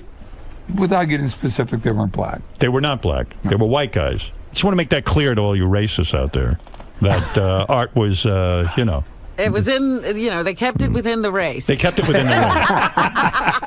Possibly. I miss you, Robin. Yeah. How you doing? It's a long time. How are you? You said, you even said, and I thought this was a great moment of honesty. You said that your third wife was a trophy wife, and she walked out on you. Well, she walked out on me after I just cheated repetitively on her. Right. That happens. Yeah, that's got to be the worst. They don't like that. No, I don't blame her. I figure a rock star never gets cheated on. I figure you do the cheating, I think anybody, when you put yourself in a place of entitlement, whether it's physical, mental, spiritual, whatever, and you become bankrupt in those things, which I was, obviously. Mark, you've never been cheated on, I mean, have you? Radically. Really? Oh, you kidding me? He's told us the story. Many times. As good looking as you are? I don't want to brag, but yeah, for 18 years, I've seen the same girl. You know what I mean? We went through our tough period in the 90s where, there was a lot of trust issues and you fucked around a lot on the girl that you now have twins with. That's correct. Yeah, you cheated on her like the dog that you are. I did, but hey, I'll tell you one thing, Howard. I wasn't hypocritical. It went both ways. You know what I mean? Right. You both cheated. Yeah, and it feels like shit, but it almost like we went through all this bad stuff to a good place, and we're in a great place right now. When's the last time you had sex with a different woman? I mean, how long have you been faithful? A long time ago. How long have you been faithful to this woman that you just had twins with? Howard, years and years. Honestly, because I got to a point where Why I took that job are you not marrying the mother of your children? She won't marry me now. Why? She's on some weird power thing, saying I had all the power for 16 years, then we got engaged, and now she's like, I have the power now, and I want to get married. She sounds like a royal pain in the ass. She's the greatest, Howard. Is she the greatest? You've met her. I know. I like her very much. I liked her very much, and she's very attractive as well, which counts with me. I lucked out. Believe me, that's why I hung in forever. But she's the greatest, and I went through all this bullshit to get to a good spot where we're at now. You know what I mean? I mean, it's kind of my life is kind of boring right now, and I like it like that. Boring is Art. Your life is boring because I mean, dude, Art sold drugs till he was 22 years old. Wow. And yet, when did you achieve fame in the band Everclear? Not till you were about what? 35 years old. That's late. And most record companies would have said, "Oh, you're 35 years old. You can't have a hit song." We got signed when I was 30 years old, and they told me, lie about your age. You have to. They brought me in. The president of the label said, you need to tell people you're 23 or 24. What was your biggest hit song? Seriously, the one that... I don't know what you depend on. Santa the first Monica. was Santa Monica. What do you think his biggest song is? Well, I think Santa Monica is is huge, but I think Wonderful is great. I think Father of Mine is amazing. Father of Mine, that's about incredible. your fucked up father not giving you child support, right? And At dumping least he you. got a good song out of it. I got a great song out of it. That's my point, though. I've done a lot of radio interviews with him, and people call and go, Art, you don't know what that song means to me, what you've been through. So, like, he really turned his pain into a gain for the world. Yeah, I but admire him for that. Did your dad ever come back into your life at all? He tries to come back. My dad is 90 years old. Right. No. He looks like a Greek version of Grandpa Simpson. Swear to Really? God. And he No tries. How does he try to come back into your life? He's called me. He tries to Facebook me. And you're not up for it. Well, you know what? I'm estranged from my oldest daughter right now, and I have no idea why. What do you mean? She just doesn't want to talk to me. Wow. Yeah. You really don't know why, Art? She won't tell me. There's no inkling. Well, like, there was no last conversation where it went bad? No. All right, I'll be over here. No, I mean, Right. I have. Sometimes kids go through that kind of stuff. Well, especially did at you that try to age. reach out to her? Yeah, and she just basically wants her space. She wants me to keep giving her money. Right. And paying for school. Does Well, that then make you're in touch. Does that make you resentful? Like, do you feel bad paying for I don't it? feel resentful. I feel Sad. Man, come on, you got kids. It's Right. a hole in my life right now. Right. It's going to work itself out. How long has that been going on? A few months. Few months. Could write a good song. Yeah, stuff like that happens. Give her space. That's what I'm doing. Yeah. Look, she's right there, and I didn't even call her. Yeah. Right. You know? So whatever. Is that what he should do, or should he just call her and say, "Hey, come on"? What do we do? No. If she says she needs space, one of the things is people not being able to get what they want. Right. If she's asking for something, give it to her. All right. That way, she can come to you. If you keep trying to impose yourself on her, she has to move further away. But Robin, if there's no reason why you're not communicating, that's a little unfair. Well, there's a reason for her, obviously. Yeah, she has a reason, but She she's has a not reason. ready She'll to tell me. talk She's not ready to about talk it about yet. it. I'll talk about Why it. don't you write a song I'm such a called good dad. Why don't you write a song called "Daughter of Mine"? How long does it take you to write a song like that? That song, some songs take a long time, right? Yeah. Some songs just come pouring out of you. That came pouring? Yeah, pretty much. Yeah. I remember writing that song and playing it for a couple friends of mine and this couple. And they're like, well, what's coming on the next record? And I played it for them. And they were bawling, the man and the woman. I'm like, so I'm onto something here. Right. The label was like, this Crying is going to be a good. single. I go, this is either going to be a single that people absolutely love or people absolutely Do you think that's what inspired your dad to get in touch with you? Because he started friending you on Facebook and everything. I mean, It's like you're crying out to him, right? Yeah, Like, right. Father of mine, but of course it's rhetorical. You're not looking for an actual answer from the guy. I got my closure from the song. You did, know what I mean? Yeah. So you're never going to really have your moment with him. I actually think I will, because I've learned a lot in the last few years about just being humble and about humility, and I just.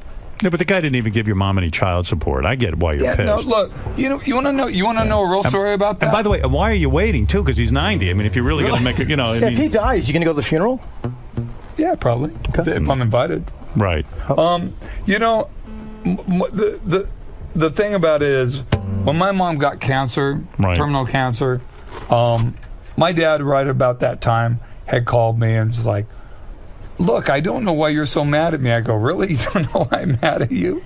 I'll tell you why. You got 10 minutes? And, it's just like we talked about it. And he's like, what can I do to make this better? I'm like, nothing. You can call my mom. Right. She's dying. She's an old woman. She's dying. Listen to her. Let her say what she's going to say. Be honest. Tell the truth for the first time in your life. Don't deny what you did. Be a man. Be a mensch. Call my mom. If you can do that, I can at least start to forgive you, because we can move on. Right. And he's like, absolutely, I'll call her right now. And? He never did it. Wow. Wow. So that's pretty much your closure right there. You know, what I mean? That was a shot to get back in. I thought so. It's interesting that's what you wanted him to do. Maybe your mom doesn't even want to hear from him. Good point. Well, then that would be up to her to say, F you.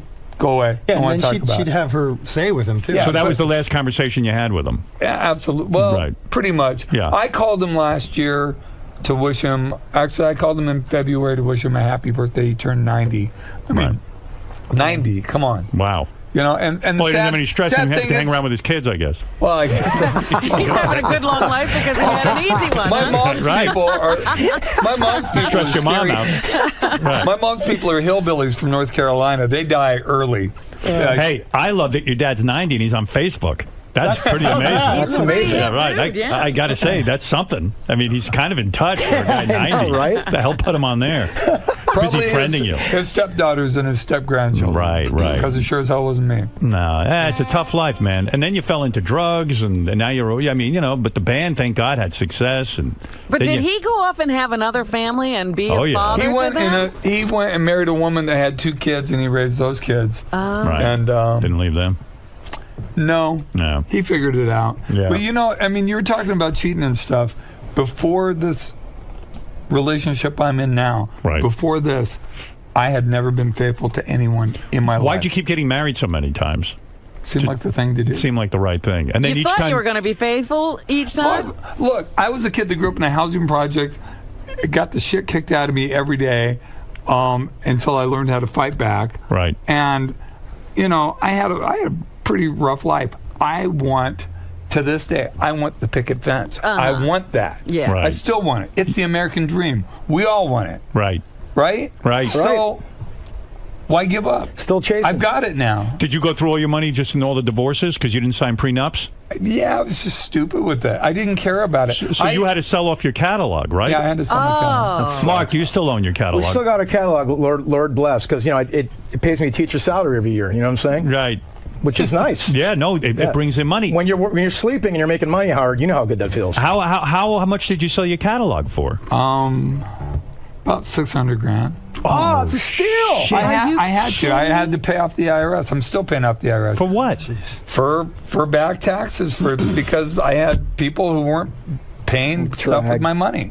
Oh my God! I got kind of effed up. I got fucked over. We're on yeah. cable, right? Yeah. So, but you know, it's cool. It's cool. I was look at it like It's this. cool. I was $7 million in debt. $7 million? Yeah, I'm $130,000 in debt now. How did you get to $7 million in debt? That means you made $20 million. No, because it was. I know it wasn't. Even, I didn't even make that much money. But I mean, it's insane. literally, Did you made the split majority of your money from TV, right? No, I mean, you know, The band did well. Probably split. Yeah, the band did good. I mean, I'm making my money from the band now. Okay, well, there you go. Well, now we're going to make money from Summerland. There you go. I like the way you think. Yeah. What? Hey, let me get. I better give you guys plugs. Man. It sounds Right. like everybody's kind of hard up right now. Howard, you love to do Yeah, but that. Howard, you look good. You love to I'm look good. sad. I mean, you love made to a say fortune. you love to say about like Celebrity Apprentice, everybody goes on there as a loser and stuff. but Okay, Howard, Mark I mean, was on Celebrity I know, and Apprentice. it breaks my heart when you say that. I love you so much. I go, you're talking about me right now, bro. Not you. It's everyone else on And I that love show. you, and I'm like, oh, Howard, you know what a kick to the nuts No, that is. everyone else on that show. I know, but That's like now not you're on you. a reality show. I mean, come on, dude. We're all Hey, there. I'm a judge. I get I'm a it, judge. but we're all in this together, and we I'm a all love judge. each other. No, hey, we all do. Anything but Celebrity Apprentice. Saying no, though, it just hurts me a little All bit. right, You're- any other you show. know how much you mean to me. I forgot you were on there, honestly. You know. I didn't even remember. It's I okay. blocked out that you You went forgot on I was at the Jimmy Kimmel party, too. I was this year's Fitzsimmons. That's you know? all. That's all. Thanks no, a lot. I did Were not you forget. at this year's I party and he was. forgot I you? saw him. Howard and my friendship have hit the glass Oh, ceiling. you're nuts. The Hamptons and everything is up here. I'm down here. And I'm going, all right, Jimmy Kimmel party once a year. I can say hi to Come out and stay with me. I won't And sit I don't bond. bother him because it's Sandy Bullock, George Clooney, this and the he's other. hanging, So I'm hitting yeah. by the wall. I know Howard hates when people bother him. I'm trying to bother him, but I don't want to not be high and be rude. So Hey, just come over. we What do hit you- the ceiling. We hit the Just ceiling. show up. Just show up. But I love Go you, to brother. Hampton. You know I that. love you. You know that. I love you. Hey, back. you got to hear this. I asked Mark and Art to. This is the greatest. You know our favorite song right now. Where's hey? It's actually me and Rod Howard that got this in the tradition of us Okay, copying Rod's some gonna do this? psychedelic beat and that kind of thing. All right. Anyway, so I said to Mark McGrath, of course, of the great band Sugar Ray, and we'll talk about the Summerland tour in a minute because you should get tickets. It's going to be a lot of fun. But let me find the song. Gary, what page is that song on? Gary, page 2, third column, right at the top. Okay. Remember this song, Jackin' Off? I knew it. You had him do a cover of Mark's going to Jackin' do a Off? Wait, you know this song. Let me refresh your memory. Hold on. Everyone loves this. I be feeling all alone at night, feeling so lonely. Are we doing this? I want you, girl, to be my tenderoni. So I said, is there a way to make this a halfway decent song? And Mark always is up for giving it a try. He did it with Psychedelic B. We'll give it a shot. All right, give it a shot. Here is... Oh, go ahead. I want to do it.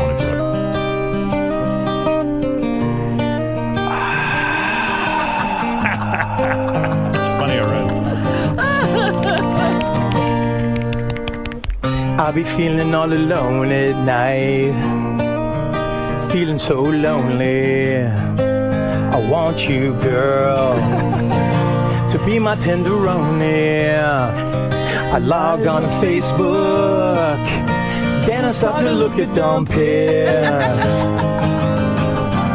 and it made my dick so hard. I feel the pressure rising, girl, rising for you, and I'm finna jack off to you.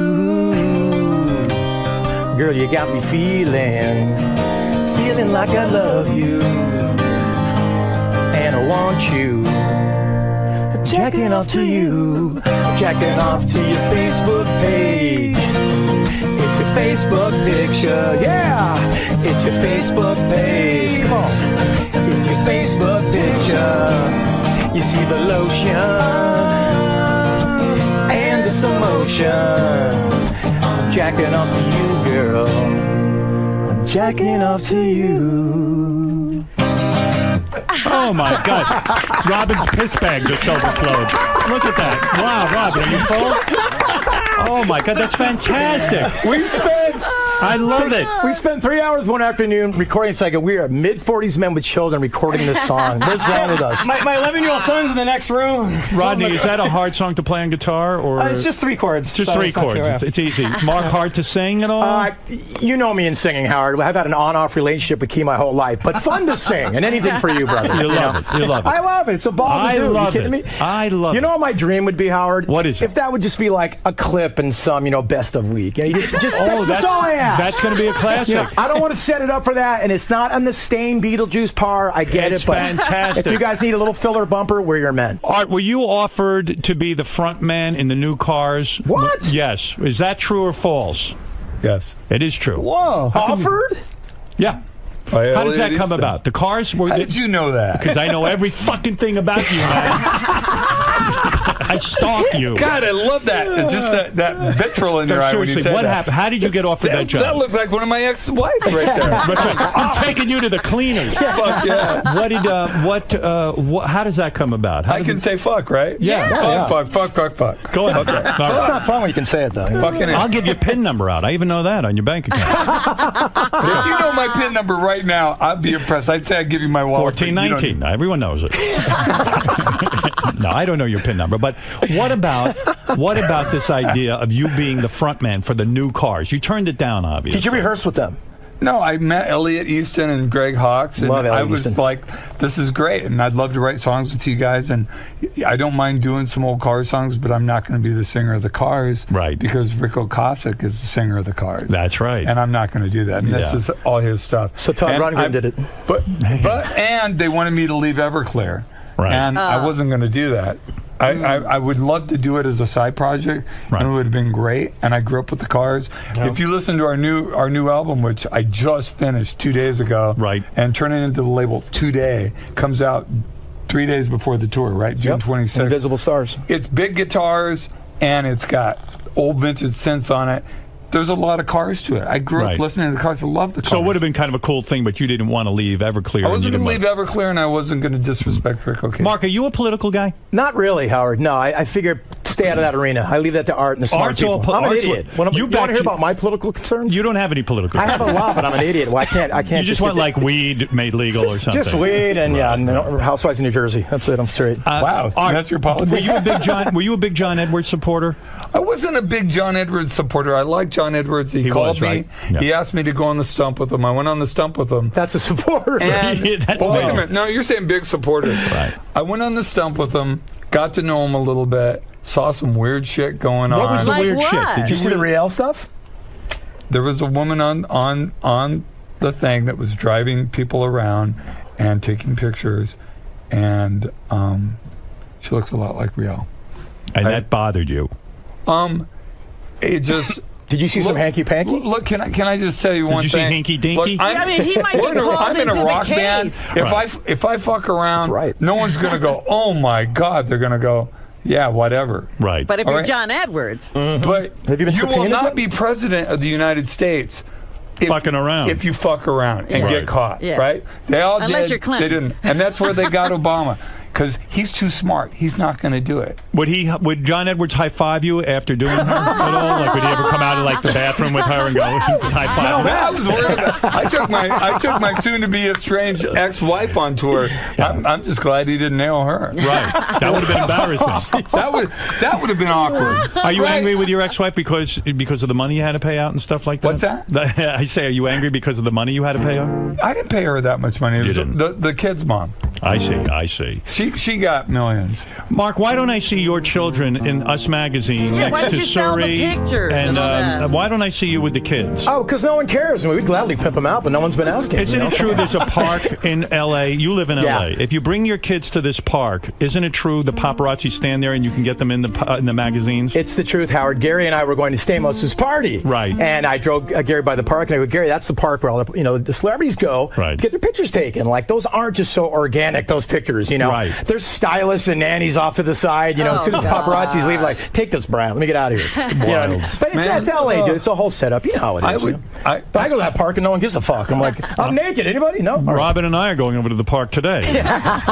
with your kids or just by yourself? No, but Robin with the new He'll bag. put kind me of on like, the swing That's and- right. So people could see it. That's awesome. Mitch, quickly go ahead in Boynton Beach, Florida. Hey, Howard, how are you? Hey, now. I got a funny story to remind you of, but I also wanted to mention the 11th tradition to you about anonymity. Anyway, my sister was one of your stalkers, someone that you did a lot of flirting with. She bragged about how she found you in some hotel in St. Louis. Me? No, my sister. No, Art, not you, Howard. Art. Oh, Art. I was like, oh, there goes my marriage. I mean, geez, I've been a real good I've been to St. camper. Louis in 6 years. all right. You know You're what? saying your sister. Let's hear it. I hear Art Alexakis stories all the time, but the best one was when the girl called up my wife at the time and goes, I don't know how to tell you this, but your husband's down at the bar all over this girl, and I'm sitting right next to her. So take it with a grain of salt. Now, let me hear your story, Ace. Yeah, you'll probably remember it. It wasn't St. Louis. It was a smaller city because she bragged about she found the biggest hotels in town, got to the right one, said, this guy looks like you at the bar, and you got on the phone with her. You flirted with her for a while. Anyway, you came to the Mercury Lounge in New York, and you were playing. Did he bang her? That's the story? No, he didn't bang her. Oh, what kind? Get That's off the my story? phone. What kind of story is It's the that? Howard Stern show, hello dude. to a woman. Wow. What an asshole, Art. Would you do girls on your period? That is the grossest. What a song that What a is. name, too. Hey, coming up. Right. It's Well, we'll see. But you would do a girl on her period, right? Yes. Yeah. I mean, who Wouldn't cares? you? Yeah, You of do, course. don't you? Yeah, Come of on. course. You're going to wait a couple days? Yeah. Like I got time. Yeah. And they could run away by then. Look, the way I look at it. Right. See, you're joking about it, but I'm serious. Every time a girl lifts her hips up so I can pull the panties off, it's like, thank God. Even when my wife does it, I'm just like, I'm having sex. This rules. Right. I never get over it. How do you get rid of your sex addiction? I mean, what is it? I put therapy? it into my family. I put it into my work. Or you beat off. Yeah, a lot of that. Do you beat off a lot? Of course. You do. Of course. And what do? You think about other girls and stuff other than your wife, and then sometimes you bang your wife. We all do that. Do you have such a Actually, bad? to be honest with you, I get way harder thinking about my wife now than anyone else. Do you? Mark doesn't believe you. Mark's laughing at that. because why are you Mark laughing? We Mark? all get hard of our wives. Again, we love our wives. We get it. But everybody thinks about other chicks when they jack off. No, End of story. Why am I the asshole? Shit. No, I'm not saying. I mean it. He's right. You do think about other chicks when you jerk off. Of course. Stop it. Sometimes. Get a grip on it. What about cunnilingus on the period, Howard? Not me. I did it once by mistake. Me too. You taste that battery acid, you're like, yeah. I didn't. You know what? I didn't even know. I just looked in the mirror afterwards. I had big clown lips. Ronald McDonald Chin, the chin looked like a Viking with a red beard. Yeah. Me, no matter how much period juice is on my face, I never look like a Viking. I look like a rabbinical student. But it's, hey, listen, that's me, you know? That's me too. So, did you ever, Art, I mean, I know that Mark has had celebrity women because, listen, he's a good-looking guy. I have had celebrity women too. Nice. Probably not as many as Mark, and No probably one not has. as nice. Right. But I have, and I don't talk about it. You know, you keep it. See, that's some stuff you keep private. Do you have anything on the paper? Right. What on the paper? Do you have anything down of a celebrity Do conquest? we have a list on Yeah, Yes. Art? So look at this. Oprah. That's right. Look, man. Look, my wife today has said, if you can marry Oprah, marry her and adopt me. Right. Good point. No problem. But the celebrity women. She said the same thing about Robin, too, by the way. But being with a celebrity is a real turn on, right? I mean, when you're with a famous woman and you're in bed with her, sometimes that's pretty incredible stuff for a guy who grew up in the projects, right? Be honest. There was a time when you're sleeping with a girl that you see up on a movie screen and you're like, or on TV, and you're just like, wow, they're all the same. Everybody's the same. Right. When you get down to it and you're naked on the bed, you're all the same. It's all pink on the inside, right, Art? As an insider, as an insider, what are you excuse me. Sorry, Albert. No, was that a slip or was that good? I don't even know what I was trying to say. I'm embarrassed. Man. Where are you going with All right, forget You it. did that on purpose. I don't know. You should do this for a living. I'm thinking of getting into the business. All right, boys, look. I could sit here and bullshit with you all day. Us too, dude. Us You know too. what I mean? But I mean, all good things have to come to an end. Absolutely. Isn't this going to be a great tour? I mean, come on. Yeah, Yeah. it's gonna be fun. And don't even bother singing. Just sit there and talk about girls you fucked. Oh, we are, but we are. Don't We're do going to that. come out between sets, Right. And we're going to talk. We're going to go out MC to the the crowd. As a sex addict, do you have fantastic sex though? Are you very good in bed? Yeah, are you? I don't know. You want to find out? You should be. Do you have a big, schlong? I know Mark does not. I don't. I don't. You don't want to play. You know what? Yeah, do you have a big schlong? I got to tell you Do something. you have a I'm big very- schlong? You look like a guy with a big schlong. It does okay. He's Greek, man. Those Greek guys got that. Are you over 8 inches? I'm okay. Are you over 8 inches? I'm okay. You got enough for all of us. Are you over 8 inches? No. Are you over 7? I'm okay. Oh. Are you average 6 inches? No, I'm bigger than You're that. bigger. Bastard. I'm not even average. I'm not. I do okay. barely. How many I'm times six- can I say to that? the taint, I'm These guys six. have no To the class. taint, I'm 6 To too. the taint, I'm 6. I measured from the taint. You measure from the taint or you The taint. I measured not on from the the asshole rim. a little bit. From the, I measure from the back of my head all the way down. I measure from Mark's taint to my dick. That's what I do. Hey, I'm the new judge. Does that work out? Watch me tonight, NBC. New judge right here. Yeah. I measure my taint. Mama, that guy on TV, what's a tank? How do you measure from the tank? Can you hold out a long time with a woman? I mean, can you go like a Yeah. half hour and stuff? Sometimes. Wow. Sometimes. God, I can't do that. I've never done that in my life. I get too excited. Sometimes. I'd have to be with a guy to hold out a half hour. I'm Did not he kidding. have like wild, crazy sex? You know, you say a sex addict. Look, what was it like? 2 or 3 women at a time? Yes. Oh, nice. Yes. Come on, don't even talk shit. I'm Irish. There's no way. There's guilt and shame. What More are you than talking one. about? I'mIrish and Greek. I have it from both sides. Yeah, but Mark, I come from Mark's Louis Ford. ashamed of his little penis. Yeah, you don't hear got what a he's big saying. schlong, He though. understands. He empathizes. Yeah, I don't want anybody seeing mine. Me either, dude. I mean, I'm out at Sports Center. I gotta say, I have been in rooms back in the days when we had to share rooms. We'd all bring girls back to the rooms, right? And so, even though a girl's on top of you, you can see your buddy next to you going at it, and you can see what they look like. Right. And I'm just like, damn, I'm bigger than that guy. Awesome. You were bigger than the whole band. Your entire band, you were bigger than. Yeah. Wow. Good for you. Yeah, but I'm not that. I mean, look, my ex-wife got with a guy 6'5". I hope he's bigger than me. Right. Well, anyway, listen, guys. It all works out. It's fucking crazy what we're talking about. Really is crazy. But are you having fun? I'm having a blast. I'm having a blast. I'm having the best Thank time. you for I'm letting me happy. tag along with I'm this on the guy. Howard Stern show. I'm having the best time of my life. Listen, you guys had a blast having Me you too, in here man. today. Robin, Fred, Benji, everybody. Thank you, guys. Let me thank Rodney, who does such a beautiful job on guitar and Thank you. harmonies and all that kind of cool stuff. I want to thank my man Art. And Art, how the fuck do you say your last name? Alex Zakis? No, close. Alex saw Kiss. Alex went and saw the band Kiss. Alex saw Alex Kiss. saw Kiss. Alex saw Kiss. You'll never forget it now. I'll forget it the minute he leaves. I know. Art Alex saw Kiss.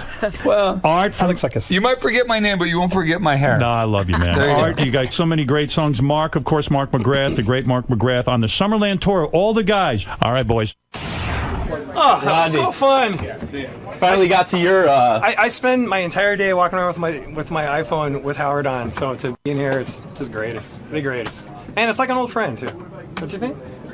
I just, every time I come out of there, I'm just like so happy and just, it's so honored to be there. I mean, you don't know. I mean, there's knowing Howard and like sort of having business here, and there's being a fan of Howard, and it's hard to separate the two. And to come in here and just be in the Mecca, which I listen to replay all day. I go to sleep with Howard in my earphones because I have titanitis, so it's either Zzz or Howard.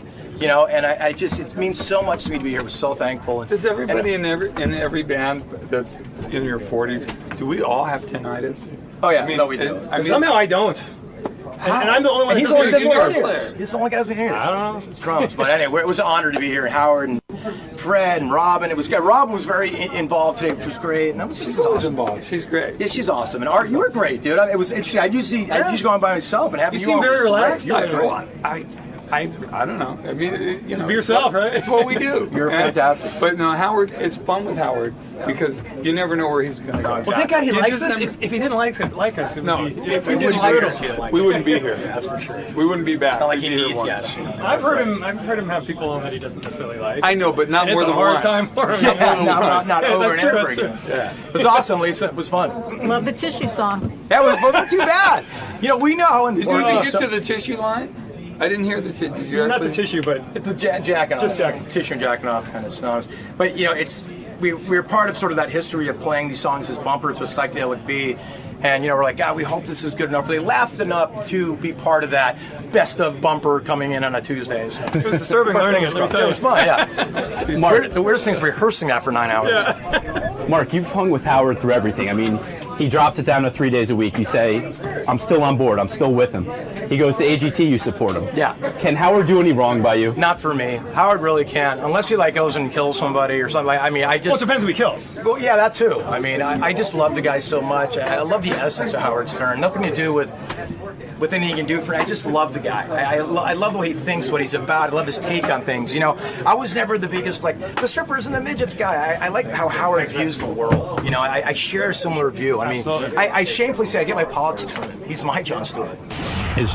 Is Ryan Seacrest on the line? Yeah, you could just pull up the ISDN and you guys should be on together. You were on Ryan's show and I'm doing promotion for America's Got Talent. Okay, that's why we're doing this. Yeah. Okay. Right. Okay. Hi, Robin. Hi, Howard. Hi, guys. What's happening? Hey, well, I have a button that says Howard on it that was just built over the weekend for you. So we're together. I'm not going to curse. Don't worry. No. We're good. We're good. Yeah. So, well, thank you for doing this with us. But today. there was a meeting about that, but, we're fine. First of all, I got to tell you, I went on The View the other day, and I got a lecture from their host, Bill Getty, their producer, Bill Getty, who started to lecture me about the FCC and language and all this stuff. And I said, guys, I've gone on the Letterman show and other shows where you can't, use foul language. And I was a broadcaster for many years. Right, before. On terrestrial radio. Yeah. Well, my guess is you also know who you're talking to wherever you are. Right. So when you're on primetime television, you know that kids and families are watching this show. Yeah, by the way. I think that Ryan might use a curse word every once in a while in his private life. Do you? Ryan, do you curse in your private life? Can I admit to this now? Is it all right? Yeah. Will I still be able to come back and do the drive show tomorrow? Yes, I do. Can I say something? I actually said one time. Yeah, you I did. said the F word on this broadcast. Really? And I don't know why. I accidentally did it, and I had to dump myself. What was the reason? I remember why. Because we were watching a feed of some models that look not unlike your wife, Howard. And Ryan said, oh, my God, she's so blanking hot. I believe that was the case. For years I used to, I wasn't doing it in a funny way, but I used to question Ryan's sexuality only because he came on the show, on my show. A few years ago, yeah. Yeah, and then like I would have women on who dated you from time to time, before your present girlfriend who you've been with a long time. But I had like a Playboy Playmate on, like Sarah Jean Underwood, and she would say, oh my God, I went out with Ryan Seacrest. We went away to a beautiful island together, and we never had sex. So I said, well, that's impossible. And I even asked you about it. And you said there were certain women that you just kind of went out with, but you never had sex with. And these are really hot women. Yeah, I had to find the right one. I like you, have found the perfect girl for me. The girl from Dancing with the Stars. She was pretty perfect. Yeah. The girl from Dancing with the Stars. Yes, Julianne. Yes. Now, I was watching American Idol the other night, and I thought that you were going to propose to her. She was there. There was the first time I've seen her on the show. I think there was a moment where I thought so too, but it wasn't the plan. Now, I want to ask you this. Do you think that marriage can last a lifetime? You want to know something? I would have said no, because, I just know too many couples who get married, and then somehow the magic always kind of fizzles, after a long, long time. Yeah. But I feel in your situation, number one, you've waited a long time. How old are you now? 37. All right, 37. Never been married. Never been married. married. I've just worked. That's all I've literally done is just work. How long have you been with this Julianne Hough? 2 years. 2 years. Oh, well, then it's too soon to get married. How long do you have to be together before you get married? That's a good question. Minimum 5 years. I think you should. Is that right? Yeah, I really do. And you should live together for a couple of them. I think so. Are you living with her now? Yeah. Oh, you are? Yeah. And you're having sex? Yeah. And is it the best of your life? Yes. It is. Yes. So now. And this is a man who's. You even made out with Jillian Barbary, right? I did on the hood of a car. From this point going forward, we're clear. Now, there are some words being used to describe you recently, and those are words that I want, and you're taking them. What do you mean? Sweet. Yeah. Sensitive. As a judge, you mean? Gracious. Yeah. Yeah. And sincere. I think as a person. Can I tell you something? Listen. When they asked me to be on America's Got Talent, which I'm very excited about tonight, that America will get to see it, I said to them I would be a good judge. I wasn't going to do the Howard Stern show. Right. I'm part of an ensemble there. There are other judges. I mean, you know how it works from American Idol. And I wasn't going in there to take over.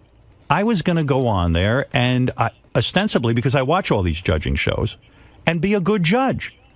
And, I would honestly like to talk to you about this. I feel that you guys brought in on American Idol Jimmy Iovine because you needed someone to be more critical, that J-Lo and Steven and Randy aren't really being too tough. I think a key to a great panel is balance, and that's what you're saying you will deliver there, because you've got Sharon and you've got Howie, but didn't you also say that they put some bad acts through in the past? Yeah, well, I had disagreements with them, but I handled the disagreements beautifully. I turned to them and I said, Sharon Osbourne, Howie Mandel, you both have very nice careers, but I'm a superstar.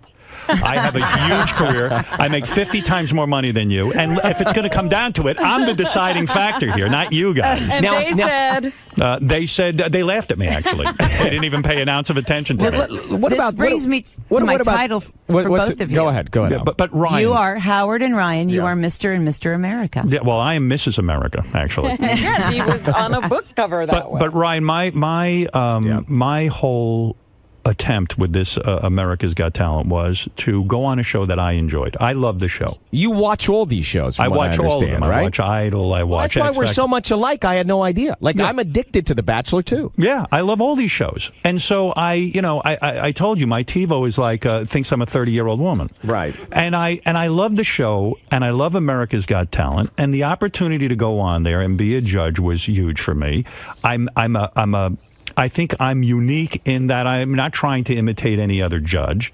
People said, are you going to be like Simon Cowell? Are you going to be like this one or that one? I said, no, I'm going to be me, and I'm going to go on there and do the best job I can. Was there any other reason in your mind to join a primetime television show other than the fact that you liked it? Was there something else playing into that decision? A lot of people thought it was because I'm on satellite radio now, and that I don't... Because people have said that it was, does he want to be more relevant? No, Ryan, I want to be less relevant. The problem is I'm too relevant. I wanted to go hide.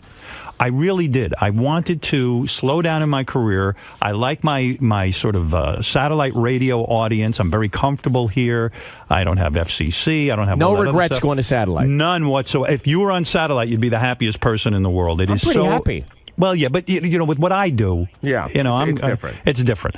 So the idea that I'm on satellite is great, and I wasn't looking to be more famous. I feel I'm famous enough. I wasn't looking for a paycheck. I have a very good paycheck over here, and so the idea of it was it would be fun to be on America's Got Talent. And let me ask you this: if a young performer, a child, comes out during the auditions, and you've shot the auditions, these will air coming up on NBC. Right.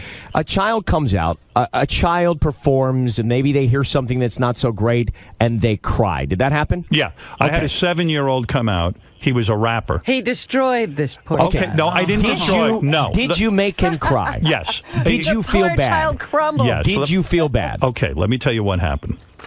So the kid comes out, and I said, look, if he's coming out to be judged, I've got to be honest. He wasn't a very good rapper.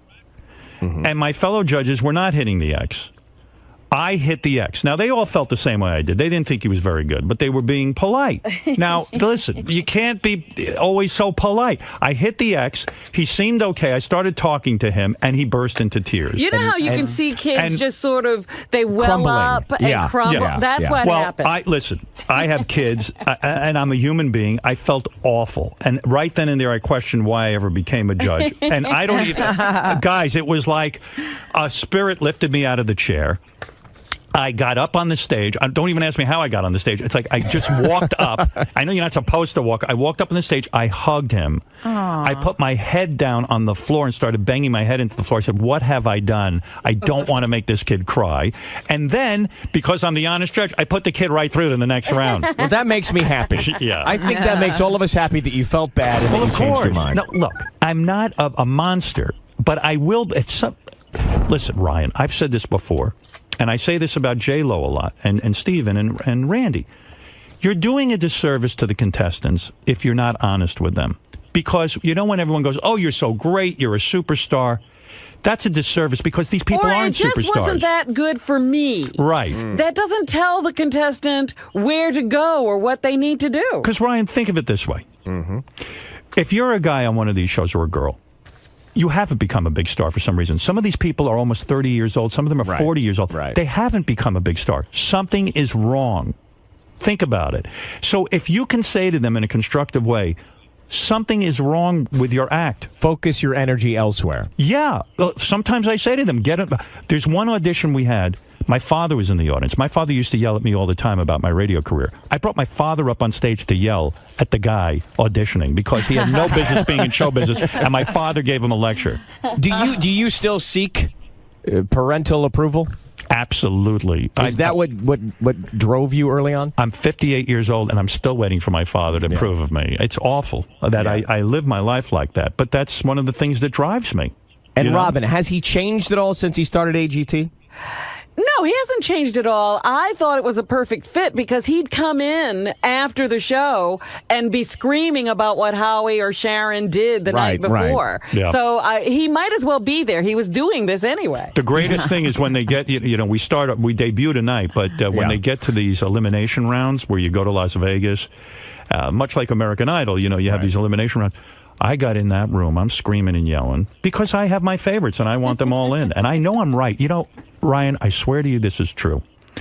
When we were doing the shows, I would do an informal survey of the audience. And I said, don't you find I'm the judge you agree with the most? Don't you find that I'm articulating, I am saying what you are thinking? And everyone said yes. I'm America's judge. You'll see. I was talking to the producers of the show because we have common producers on American Idol. Right. I said, well, how did the auditions go? And what did the crowds do when he came into wherever these venues are where you did the auditions? And they said, well, the women would scream and so would the guys. The guys over 40 want him and so do the girls. And I said, well, that doesn't make me happy. You guys should have grabbed me for American Idol when you had the chance. I think you owe us a thank you. Those rumors may have gotten you this gig. I think they did, actually. Yeah. I think everyone got nervous. Hey, how come you didn't go to Dick Clark's funeral? I was broadcasting American Idol live at the same time. And I had spoken to his wife. Right. And his wife said to me, Dick would want you to be doing the show. Dick would have gone to work. Dick would have. You think Dick would have shown up at Ryan Seacrest's funeral? No way. Dick would have gone to. Dick was a workaholic. He wasn't he? I mean, That's right. You have incredible work ethic, Howard. I like to work. He was beyond. I mean, he really was. He was crazy. Like, I used to have him on my show all the time, and the guy owned like half of Mexico too. Like, people didn't even know that. All their cable in South America. Did you know that he owned the cable in Mexico? Did you know him well? We had him. I didn't know him super well like you do, but I had him on the show a bunch of times, and it was a lot of fun. Was there a guy like that you admired growing up? Yeah, well, I admired weird people like Grandpa Lewis from the Munsters, Soupy Sales. Soupy Sales? Yeah, oh my God. I used to dress like Soupy Sales. Oh, I loved it. Now, what about Dick? Will he still appear on New Year's Rockin' Eve? I still say he should be there. And if anybody doubts this, then they're not real Dick Clark fans. I will say on the record, it will always be his show. Will you be continuing to do it? I hope so. We haven't even discussed. I will host it this year on ABC, but we haven't discussed anything beyond that. And by the way, I had Sacha Baron Cohen on my show the other day. Do you know him well? I know. I mean, listen, I've had him on the show several times, and I told him I thought it was mean when he dumped the stuff on you at the Oscars. Yeah, I did. So to be clear, you stood up for me. I did. But It'd be I surprising didn't think to it you. was They a were bad not thing, intended. Ryan. You didn't. Robin doesn't think it was bad. I do. Why was it? But it was meant to humiliate. It was meant to humiliate It wasn't Ryan. humiliating. But the ashes were not intended. But they weren't intended for Ryan. Ryan got the real scoop. Well, George they were Clooney. intended for. You Right. originally said they were going to throw it on George or Brad Pitt or whomever was going to be going down the carpet, and they decided against that. I was surprised. I will tell you that, Robin. But I you was were upset, surprised. right? I wasn't really upset. I have to tell nothing really upsets me when I'm on the air because I kind of figure you're there and whatever happens, happens. And it doesn't really, I don't get bothered by that kind of stuff, to be honest with you. How much money are you making now? I can't figure out how much money you're making now, and I'll tell you why. Because, like, you have a lot of different deals going. You just signed a contract with NBC Universal to contribute to the Today Show, right? Yeah. And then you're doing the Olympics coverage. Then you got that whole How are you production. going to do all of this? Then $300 million Clear Channel gave you to invest in your production company, right? And you're starting some new shows. Then you're starting another new show. Then you got the Kardashians. Then you do a countdown show. And then you do Idol. We should sit down and talk. Do you still get these manicures? You know Because what? I would just love to started. go with you. I just started. Would you shiny buff? What do you do? No shiny buff. What do you do? No shiny What do you buff. What do you do? Let me tell you what happened. Because I would go and we could chat. When I make love to my wife, and I know that's a disgusting thought to think about. Don't go any further. But with when our I audience. do, she would complain about my nails, that they were rough and that they cut her and stuff. And I can't cut my nails. I don't know why. I'm just so bad at it. I went with her one day and I said, I want to go get a manicure and let them cut my toenails too. I didn't want to call it a pedicure. And I had it done. And I'll tell you what, now I go every week and I'm there. It's great. It's great. But why not the shiny buff? A shiny buff, I feel, it's too shiny. It looks too feminine. He's right. It does look too feminine. You don't do a buff. But and have you gone any further? Have you done any wax or anything like that? No. Well, don't act so Are you doing apoplectic. that? Are you doing that? I do it on the eyebrows. And Robin, Yes. you understand why you don't want your man to have that thing going the whole way across. Well, there are some people who are letting their eyebrows get a little out of control. Well, we should stop them. Yes. Yeah, like Baba Booey. You want to know? You want to know how I knew? America's Got Talent is doing a lot of promotion, and commercials and stuff for the show. Yeah. And so I said, I wonder how effective this is. I walk into the nail salon, and everyone there is either Korean or Chinese. Yes. And a woman looks at me and she goes, I saw your TV, shiny buff, TV. and so I know this must be having some sort of impact on people. Well, you know what? Ryan can tell you because he went from being a local radio guy. I still am. And then I still am. But then you wound up on American Idol, and that does change your life, doesn't it? But you know what? I never, ever for a minute thought about quitting my day job. No, it's not about that. But you know what I mean? I'm thinking about it. Exposure is huge compared. Yeah, it is. Yeah. The impact of primetime television is significant. When I read you were going out with that girl from Dancing with the Stars, I think she's so hot. What do you think I thought when I read you were going to be an Idol judge? Oh yeah, you must know what have I really mean? freaked out. What was your reaction when you heard that I might be the new judge on American Idol? It was like one part of my body, the shorter part, was excited, and then the other part, the smarter part, was not so excited. Why? Why though? I actually was. I thought here's what I said to I said this to somebody yesterday that works over at NBC. I said this is a really good idea. This is a good idea because you are smart.